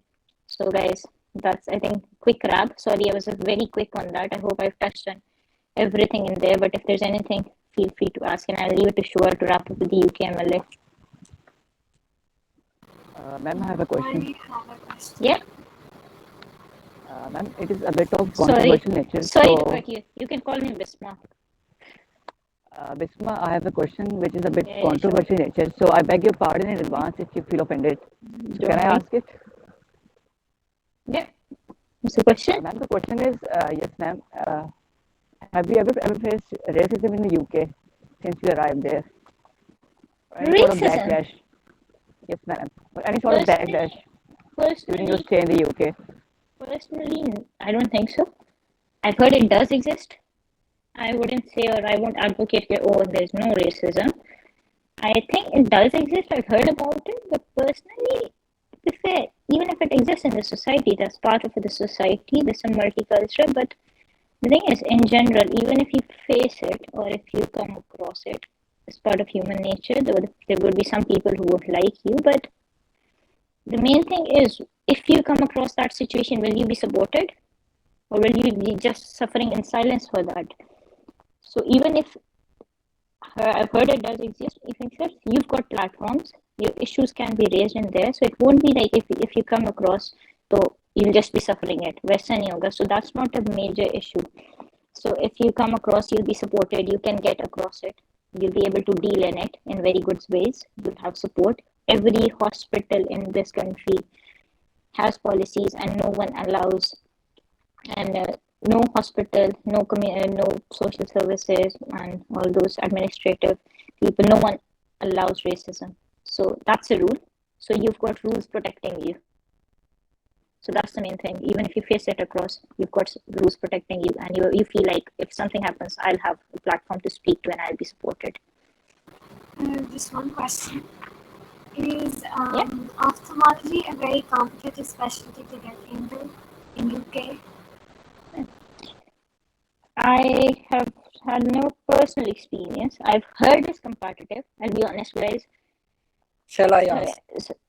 Yeah. Okay, Mariam. So about ophthalmology, it's basically a run-through program. So when we say one run-through program, this is a training program which you enter, and then you kind of get out as a consultant or CCT. For ophthalmology, it's definitely competitive, but Is it possible? Yes, it is definitely possible as an IMG. Basically, you give an examination that is called MSRA examination that definitely will come over, or you'll hear about it when you're here. So if you are scoring very good numbers, and which I'm sure any of you can score. So if you score a good score in MSRA, then you kind of get shortlisted for the interviews, and you really need only few boxes to tick. And if you have that portfolio, definitely you can get into training of ophthalmology. I've personally seen people, immigrant doctors who've been in a shortlisted into ophthalmology, and definitely it's a possible thing.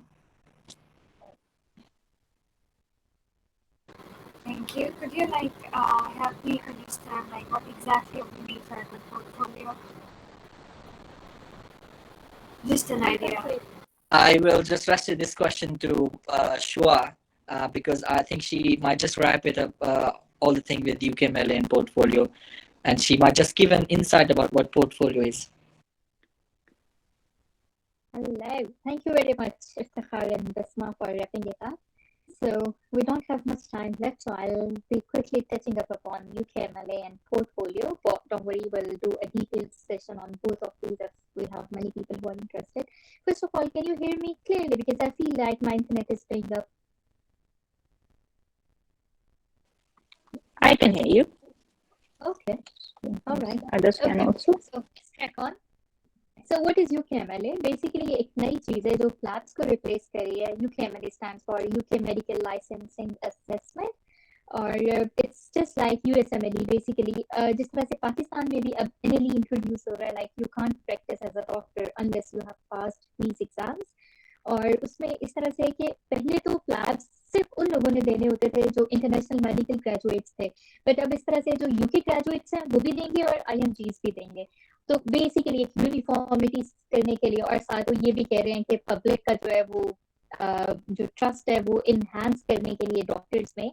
So UK graduates or international medical graduates, they both have to sit this exam in future, and that would be implemented from early 2024. They haven't given us a date yet, but that would be any time in I think early 2024. Date नहीं है हमारे पास अभी तक. ठीक हो गया. और जिस तरह से PLABs के दो पार्ट्स हैं, we have PLAB 1, we have PLAB 2, as Iftikhar has already discussed. So similarly, UKMLA के भी हमारे पास दो parts होंगे. There is first one called AKT. It stands for Academic Knowledge Test. It would just test our academic knowledge, just like PLAB 1. So we will have proper question banks for this, just like we have for PLAB 1, PLABable, PLABKeys. These are the resources for PLAB 1. So we'll have similar ones for AKT, and GMC hasn't released any of such resources yet, but they say they will do soon, like any time before 2024. So this would be the first part. It would only include MCQs, and then actually just same like PLAB 1, more or less. And the next one is CPSA. So once you do your English language test, and then you are done with your AKT, and then it comes about CPSA. It stands for Clinical and Professional Skills Assessment. Yeah, I think that's what it stands for. So it would basically be an OSCE based exam, just like PLAB 2. So and also you'll have to come all the way to Manchester for this. There would essentially be the same centers for CPSA as well, just like the one in Manchester. और इसमें उसी तरह से station होंगे आपके, और उसी तरह से आप रोटेट करेंगे जिस तरह से PLAB 2 का है. बेसिकली नाम चीज है, बट ज्यादातर चीजें इसकी बिल्कुल वैसी ही होंगी जो अभी तक GMC हमें बता रही है. English language assessment test, it remains there untouched. इसमें कोई चेंज नहीं होगा. OEDIs जो पहले हमारे पास requirements हैं, they would remain same. Any questions so far? Because this is fairly new thing for everyone.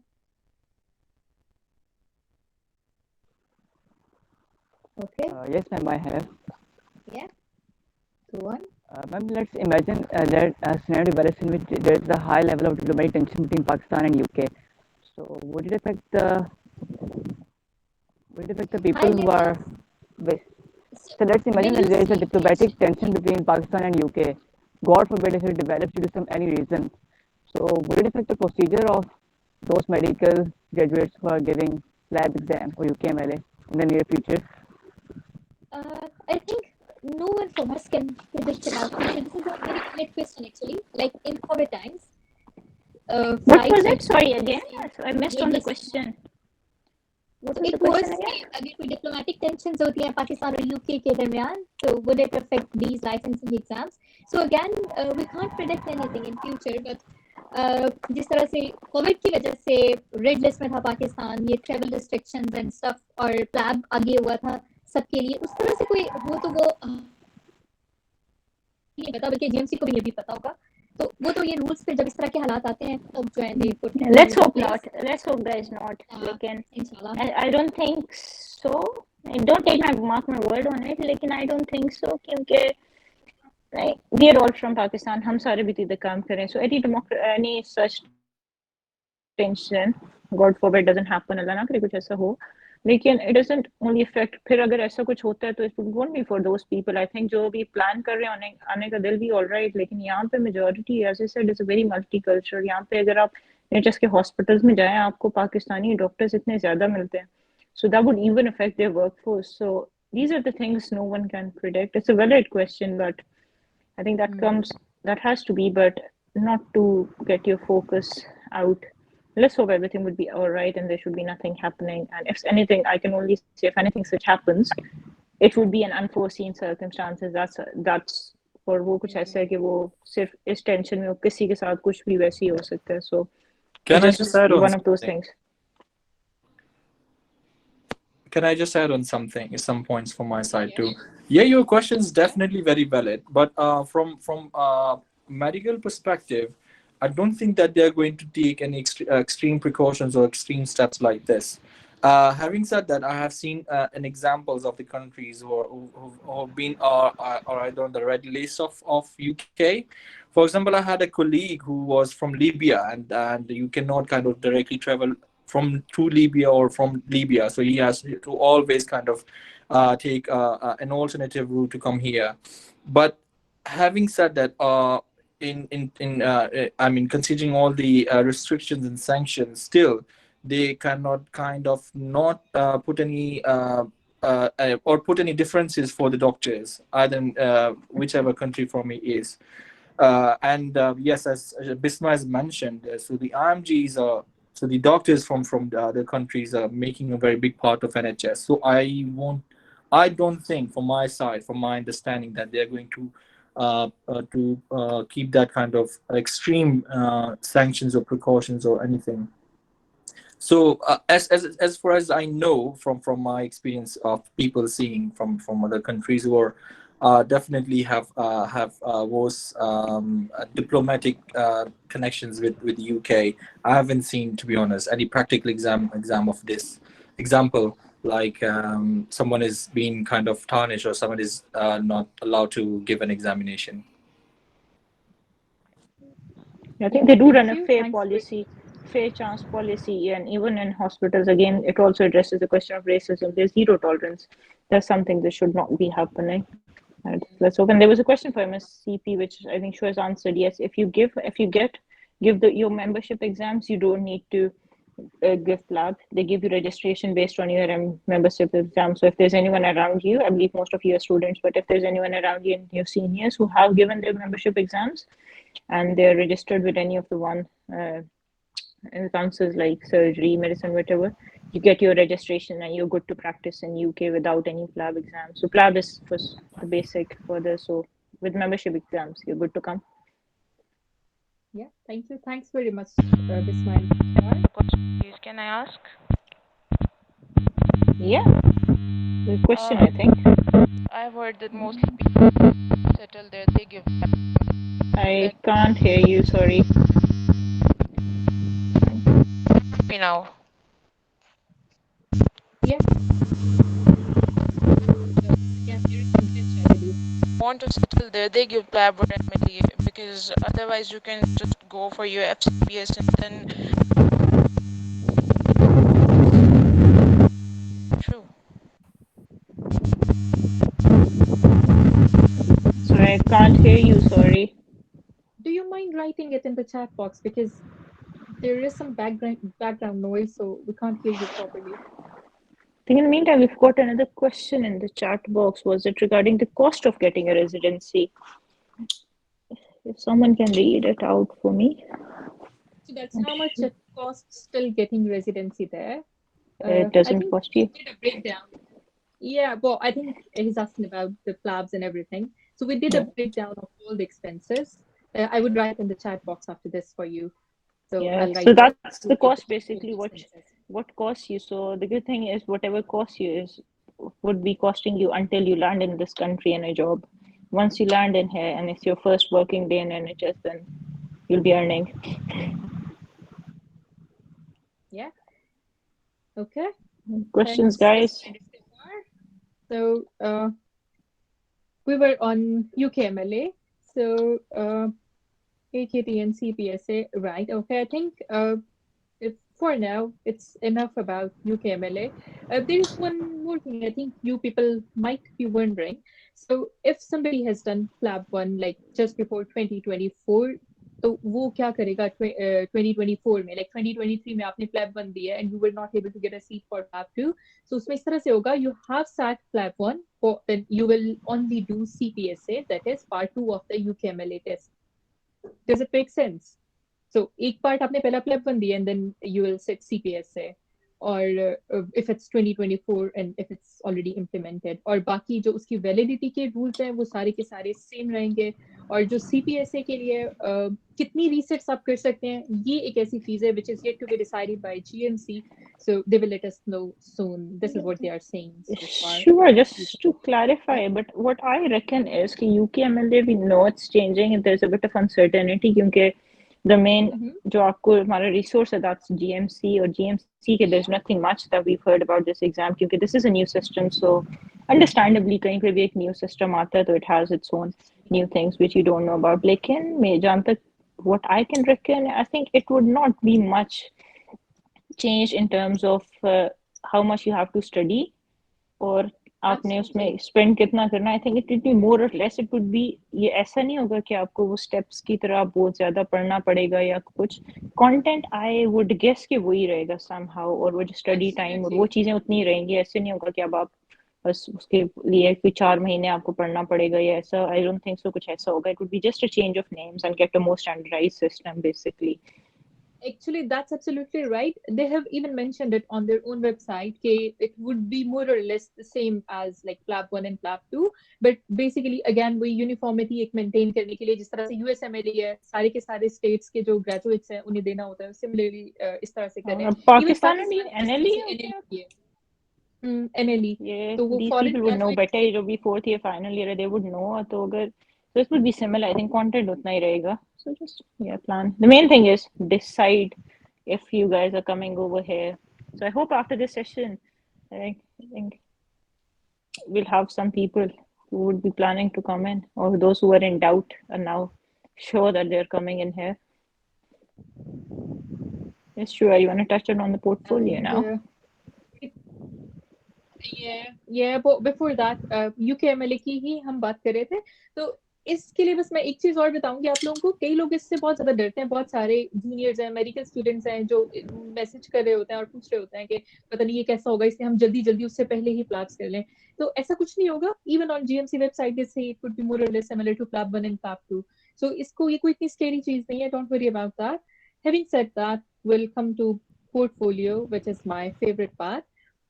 ये किस तरह की चीज है जिसे जो है ना हम ऑफन ओवरलुक कर जाते हैं.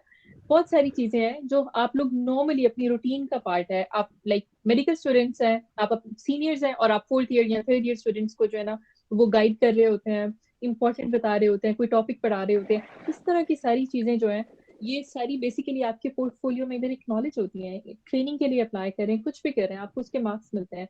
तो इस पे हम इंशाल्लाह ताला एक पूरा सेशन करेंगे और इसमें विल टेल यू कि किस तरह से आपने ये वाली सारी चीजों को यूटिलाइज करना है. ये सिर्फ एक छोटी सी एग्जांपल थी कि जो जो चीजें आप ऑलरेडी कर रहे हैं और आप कर सकते हैं Majid. For example somebody mentioned about doing a research.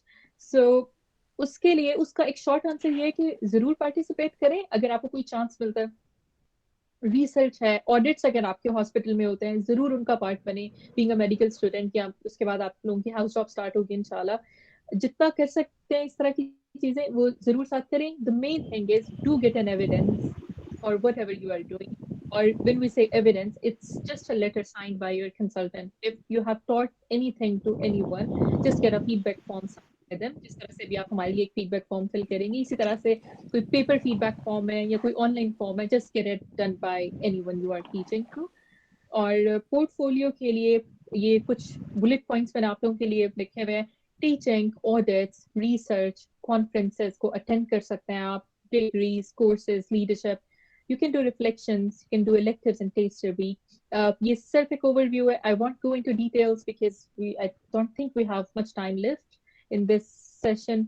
So inshallah, we'll do another session where I'll touch upon all of these things separately. And again, सबसे important चीज, don't overburden yourself with all of this stuff. You don't have to do each and everything. Inshallah, आप अपने पूरे career में ये सारी चीजें आहिस्ता आहिस्ता साथ साथ करते ही रहेंगे. It never stops and it is not a race. तो इसलिए take one thing and take one step at a time, और ये आपके साथ साथ चलती रहेंगी. और कोई questions है या किसी ने कुछ add करना है तो please do it. There was a question in the chat box which Iftihar has already answered. So thank you, Iftihar. It was regarding कि training Pakistan में एक central induction policy होती है. So it's pretty much the same, I think. Once you're coming into UK, the best thing to do is apply for a non-training job. Non-training jobs ऐसी होती हैं जिस तरह you can compare कि जिस तरह पाकिस्तान में I would believe medical officer jobs होती हैं. House job के बाद आप एक medical officer की job करते हैं जो कि एक training job नहीं होती. लेकिन यहाँ पे it's a similar job, but the only difference is you get paid as a trainee. Or it's very important क्योंकि new system है, you come in, you start in, and you start to know the system. इतनी देर में you come and decide कि अब आपने क्या करना है, and then you start applying for your training. Very true, यहाँ पे भी central induction policy है, and there's one more thing which is worth mentioning कि यहाँ पे there's a policy, so you apply for your training, you get a score, you get interviewed, to cut it short, once you get a job, यहाँ पे it's not like you don't apply hospital wise, you don't apply आप सिर्फ अपनी preferences दे सकते हो और उसके बाद you can get a job based on your scores and everything, which inshallah we'll be addressing in different webinars and everything. So you can get training depending on your scores anywhere in England, Ireland or Scotland. So वहाँ से उस तरह से एक central induction होती है. So you can get a job कहीं पे भी. And even in your training jobs, most of the time you just keep on moving across hospitals. So यहाँ पे training का एक different part होता है कि ऐसे नहीं होता कि once you start training you just stay in that hospital or that region. And senior, that's not happening. So you will be rotating around, especially for, I would say, I can tell for medicine training because I'm a medicine trainee. So you'll be moving on. First 3 years of medicine training, you'll be in 3 different hospitals. So you go a different hospital every year. Uske baad, when you do your specialty training, it's a new hospital every year. So that's part how their training runs. So that's another difference that has to be kept in mind. But of course, there's own pros and cons, but it's fun at the same time. You get a lot of experience. Do you get to choose the hospital you start working in? Okay, so non-training jobs, you can apply for jobs. There's once you've done with the PLAB, you start applying for jobs. So for a non-training job, it's not NHS which is choosing you. So you are applying for the jobs that you want. So you apply for those jobs. And once you apply and it's that hospital, क्योंकि non-trainees को hospital hire करता है, तो then you apply और जिस hospital में आप apply करेंगे उस hospital से आपको job offer आएगी depending on your interviews and everything. So the first hospital would be आपको वहाँ से ही job offer आ सकती है जिस hospital में आप apply करेंगे. So it's sort of understandable. और उसके बाद से जब training की बात होती है, obviously once you starting to apply for training, depending on your scores, if you like really high score, जिस तरह similar पाकिस्तान में जैसा merit system होता है, if you're top on the merit, you choose the college you go. If you're lower down, you might get some other hospitals. So it's very similar to that. I hope I've answered your question there.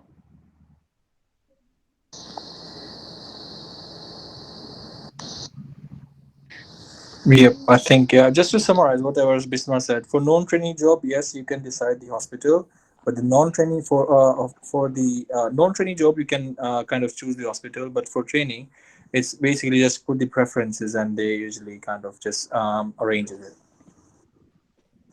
Okay, so what's the question? I think is it training is like residency and non-training? Yeah. So training is when you go into a training program. So उसे आप relate करो as you would know कि जिस तरह पाकिस्तान में FCPS है, so you're a PG. So that's what training is. Non-training is like a MO. तो उसके अंदर आप training program में नहीं होते, लेकिन most of the time आपको job, pay scale is very similar. और that's very good कि आप आते हो, आपके उस तरह ट्रेनिंग का प्रेशर नहीं होता, लेकिन you get to know the system. आप हॉस्पिटल्स में काम कर रहे हो, तो it's very similar to a MO or a PG.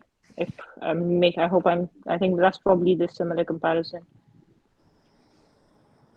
Yes. Do you have any questions? Or are we? Any questions, guys, before we wrap up? Yeah, no, a lot of people are asking how they can contact three of us, guys. Britak Medics on Instagram, social media, email. Just drop in an email. Three of us are very happy. We'll be very happy to answer any questions. Don't think any question would be stupid. Just ask it and keep following. We do plan I think recently we had another CV building webinar, and that was by one of the registrars who's soon to be a consultant in emergency medicine here. So that was last weekend, 2 weeks ago. I've forgotten. So yeah, so we hope to win and so stay connected, and then hopefully we'll be able to answer a lot of your queries. And we're hoping to see a lot of you guys here and see you in person as well. Inshallah. Any more questions in the box? Is it difficult to eventually shift from non-training to training job? Is there another exam or something we have to pass to shift? The way you said we have FCPS. Okay. So it's not difficult. It's as in like for some it's just you have to plan. You do have exam. Yeah. You do have exams. Some specialties you have an exam, or for example, GP, psychiatry, radiology, and ophthalmology. These are and obs and gynae as well, guys. Yes. Yeah. So these are the specialties generally you'll have an exam. Let's put it that way. जिस तरह FCPS part 1 होता है, उसी का counterpart एक exam इधर होता है. And specialties के लिए बाकी medicine और surgery का different होता है. You have to prepare your portfolio accordingly. तो उस portfolio के marks होते हैं, the things that you do. And फिर उसके बाद आपके interview के marks होते हैं. Exams after getting into training.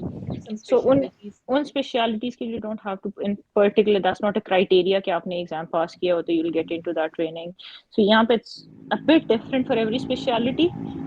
And that just gives us, so I think if you're planning to start in here, and that's the advantage and the beauty of non-training jobs, के आपको बड़ा advantage मिल जाता है. You can switch between jobs and then you can even decide on, and that's very important because sometimes people they work in a specialty and then they automatically just changes their view कि oh I don't want to do this, I want to do this.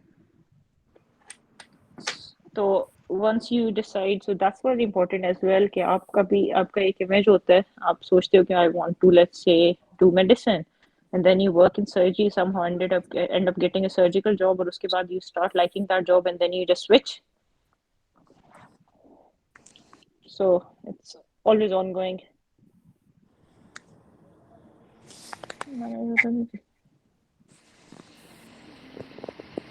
Okay, any more questions there? Have you got anything? We've still got 33 participants. Good job, guys. You've been quite patient with us. Thank you so much. I think we should wrap up now. I am really thankful you guys just made time for us. Like I can already understand that how hectic it would be you guys would be there and just making time for us. I am really thankful. Plus, I just wanted to disturb you guys again. To be in Pakistan, I guess for most of the people, the main thing that comes first is the affordability to move abroad now. So I just wanted to ask, what would you guys recommend to a person, who is having a non-medical background and wants to go for a great residency or a great career ahead in abroad? So how would you guys recommend? Like, first of all, MBBS is done in Pakistan, and what would be the roadmap? Like, shall we go for the PLAB first, or get our residency training first here in Pakistan, or just move, directly abroad and apply there? So, what would you guys recommend? I think, sorry, the first part was the affordability. Is it the PLAB ki affordability that you're talking about, Ahmed? Sorry, just. Yes, you can make it that way. Yeah, like right after MBBS. It just depends on, yeah, you're very right कि finances तो they will be required initially because आपने exams के लिए आपको will be required money और उसके बाद travel expenses or GMC registration के लिए so it's all you need money to begin with so it would be very much like individual based so Can then I as just you answer this question from sure my understanding is, Ahmed, your question is quite logical, and sometimes I would say at your stage and people who are kind of student, they usually get discouraged based on the affordability, either if they're aiming for USMLE and UKMLA or PLAB. I would kind of just tell or reckon from my experience and from the people who were kind of very close to me that I mean you should not kind of make your decision on the basis of affordability. Yes, definitely it makes a huge impact that either if I can kind of afford it or not, or if I am well enough or well off enough that I can kind of pay off for the fees. But I'll tell you my experience. I was not from a very well-off ground and background, and I was basically from a very humble background. So when I started applying for examination, I didn't know how I'm going to pay for my OET examination. I didn't know how I will pay for my PLAB 1 as well as for PLAB 2. Okay, so for OET, I kind of one of my friend borrowed me money, and then I did for PLAB 1 as similarly I had some money, and then I had to borrow some money, and for PLAB 2 similarly I had to borrow a huge amount of money, and eventually I passed it. And when I was here, I kind of paid every debt in like 2-3 months, or not more than 3-4 months. So I was off all the hurdles. So definitely the affordability or the finance side make a huge impact on these things. But I would reckon from my experience, so for even I have seen some of my colleagues that were not very from a very good background or cannot kind of afford it, but eventually they were through all these problems or all these issues, and once they were here, they were able to kind of pay off all the things within 2 to 3 months, because you're paid off very well. Okay, so it doesn't take too long for you to kind of get onto that level. So I would just again say, don't make decision on the basis if you are able to afford it or not. So yeah, thumbs up. If you have planned for it, just go for it. I think it's Thank still a you so much. valid question. I'm Yeah, really so pleased to hear if you from got you. time, yeah, if you Yeah. got time and you want to like work yourself and earn money, then there's no harm that you start off doing start off working in Pakistan after house job, get your finances sorted by yourself. There's nothing better than earning by your earning and saving, and then I think that would be a great accomplishment. So in the meantime, if you want to earn by yourself, start working in Pakistan. When you've got enough money, just move across. Yes, but that what I was more concerned towards that. What if I really think of you guys as my mentor?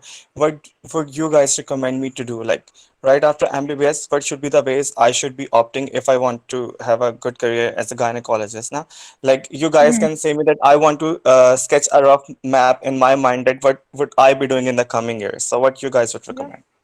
So I would like to answer this one. Is it Ahmed or is it Yeah. Ahmed? Yeah. Yeah. Yes, Yeah. ma'am. Yes, sure. It's Ahmed. So yeah, right after your MBBS, I think you're a final year student at the moment. How's the Not admission really. process? Actually, I just started over, but I had have a tough experience. The back 3-4 years were really tough, so I had have gap years, and now I am way more concerned towards my goal, and I really want to put best of my efforts in it. So yeah. Yeah, that's fine. Sorry, did you say you are not a final year student? I missed that No, part. I'm not. No, I'm not. Right. Okay, so you are done with your MBBS. I am I think still in he's M. Like it's, you I can think say he's it more still a like it's student. just a start. Yeah. Didn't get that. Bisma, say that again. Sorry. No, I think he's still a student. So it doesn't matter which level, Yeah, wherever yeah. level you are, It doesn't Ahmed. It matter just depends what on how year. motivated you are, and you Yeah, sound very motivated, mashallah. So that's what exactly. And matters. this is what Yeah, matters the most. I'm getting the Absolutely. positive vibes. So Thank you.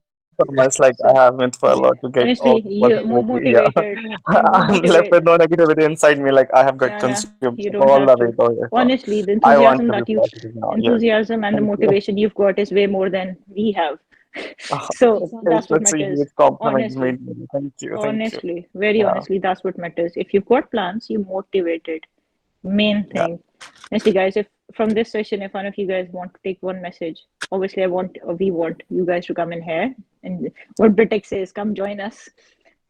So Thank let's you so join, much. let's, yeah, and then it says that let's climb the ladder together. You'll have support, but the main thing, I think, from one thing, we started off with similar questions in the start of session. One thing you need to say is like, no one of you guys should think that, oh, I cannot do this. Honestly, training's in here. I believe if I can get into training, anyone can. All right.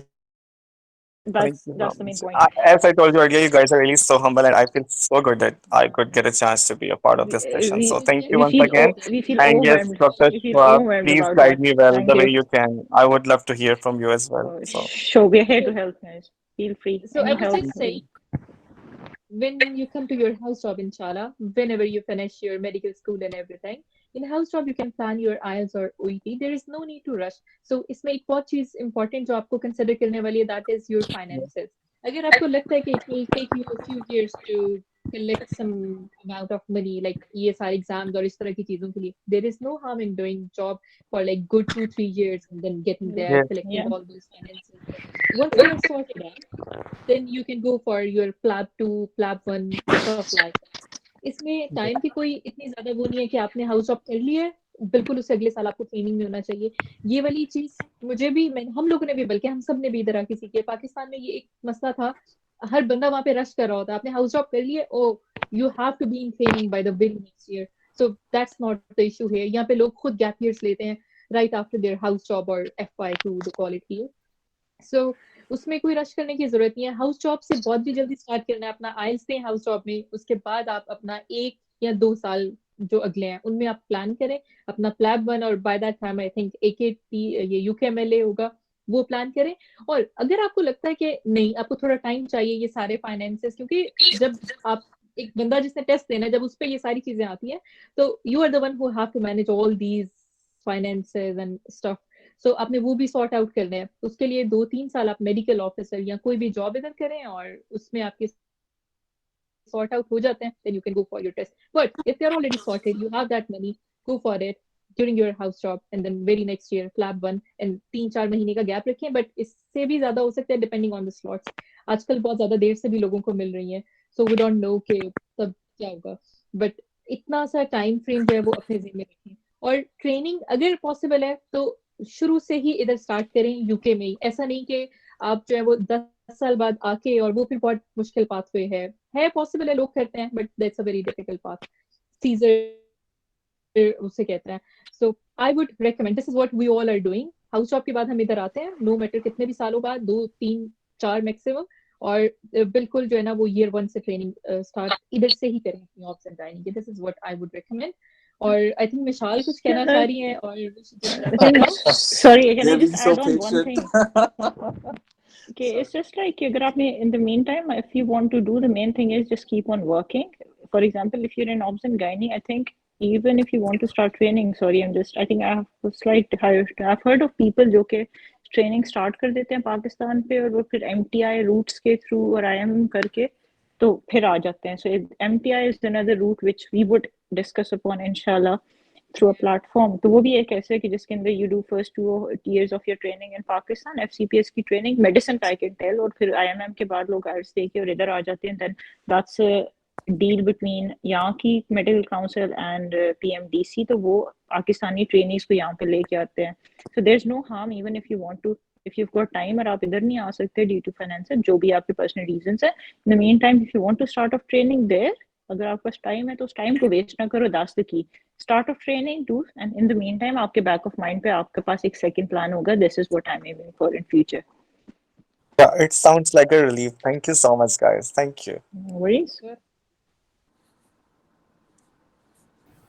I think Ahmed has wrapped it up on my behalf. So I would just like to thank you all for joining and see you guys in next session, hopefully, inshallah.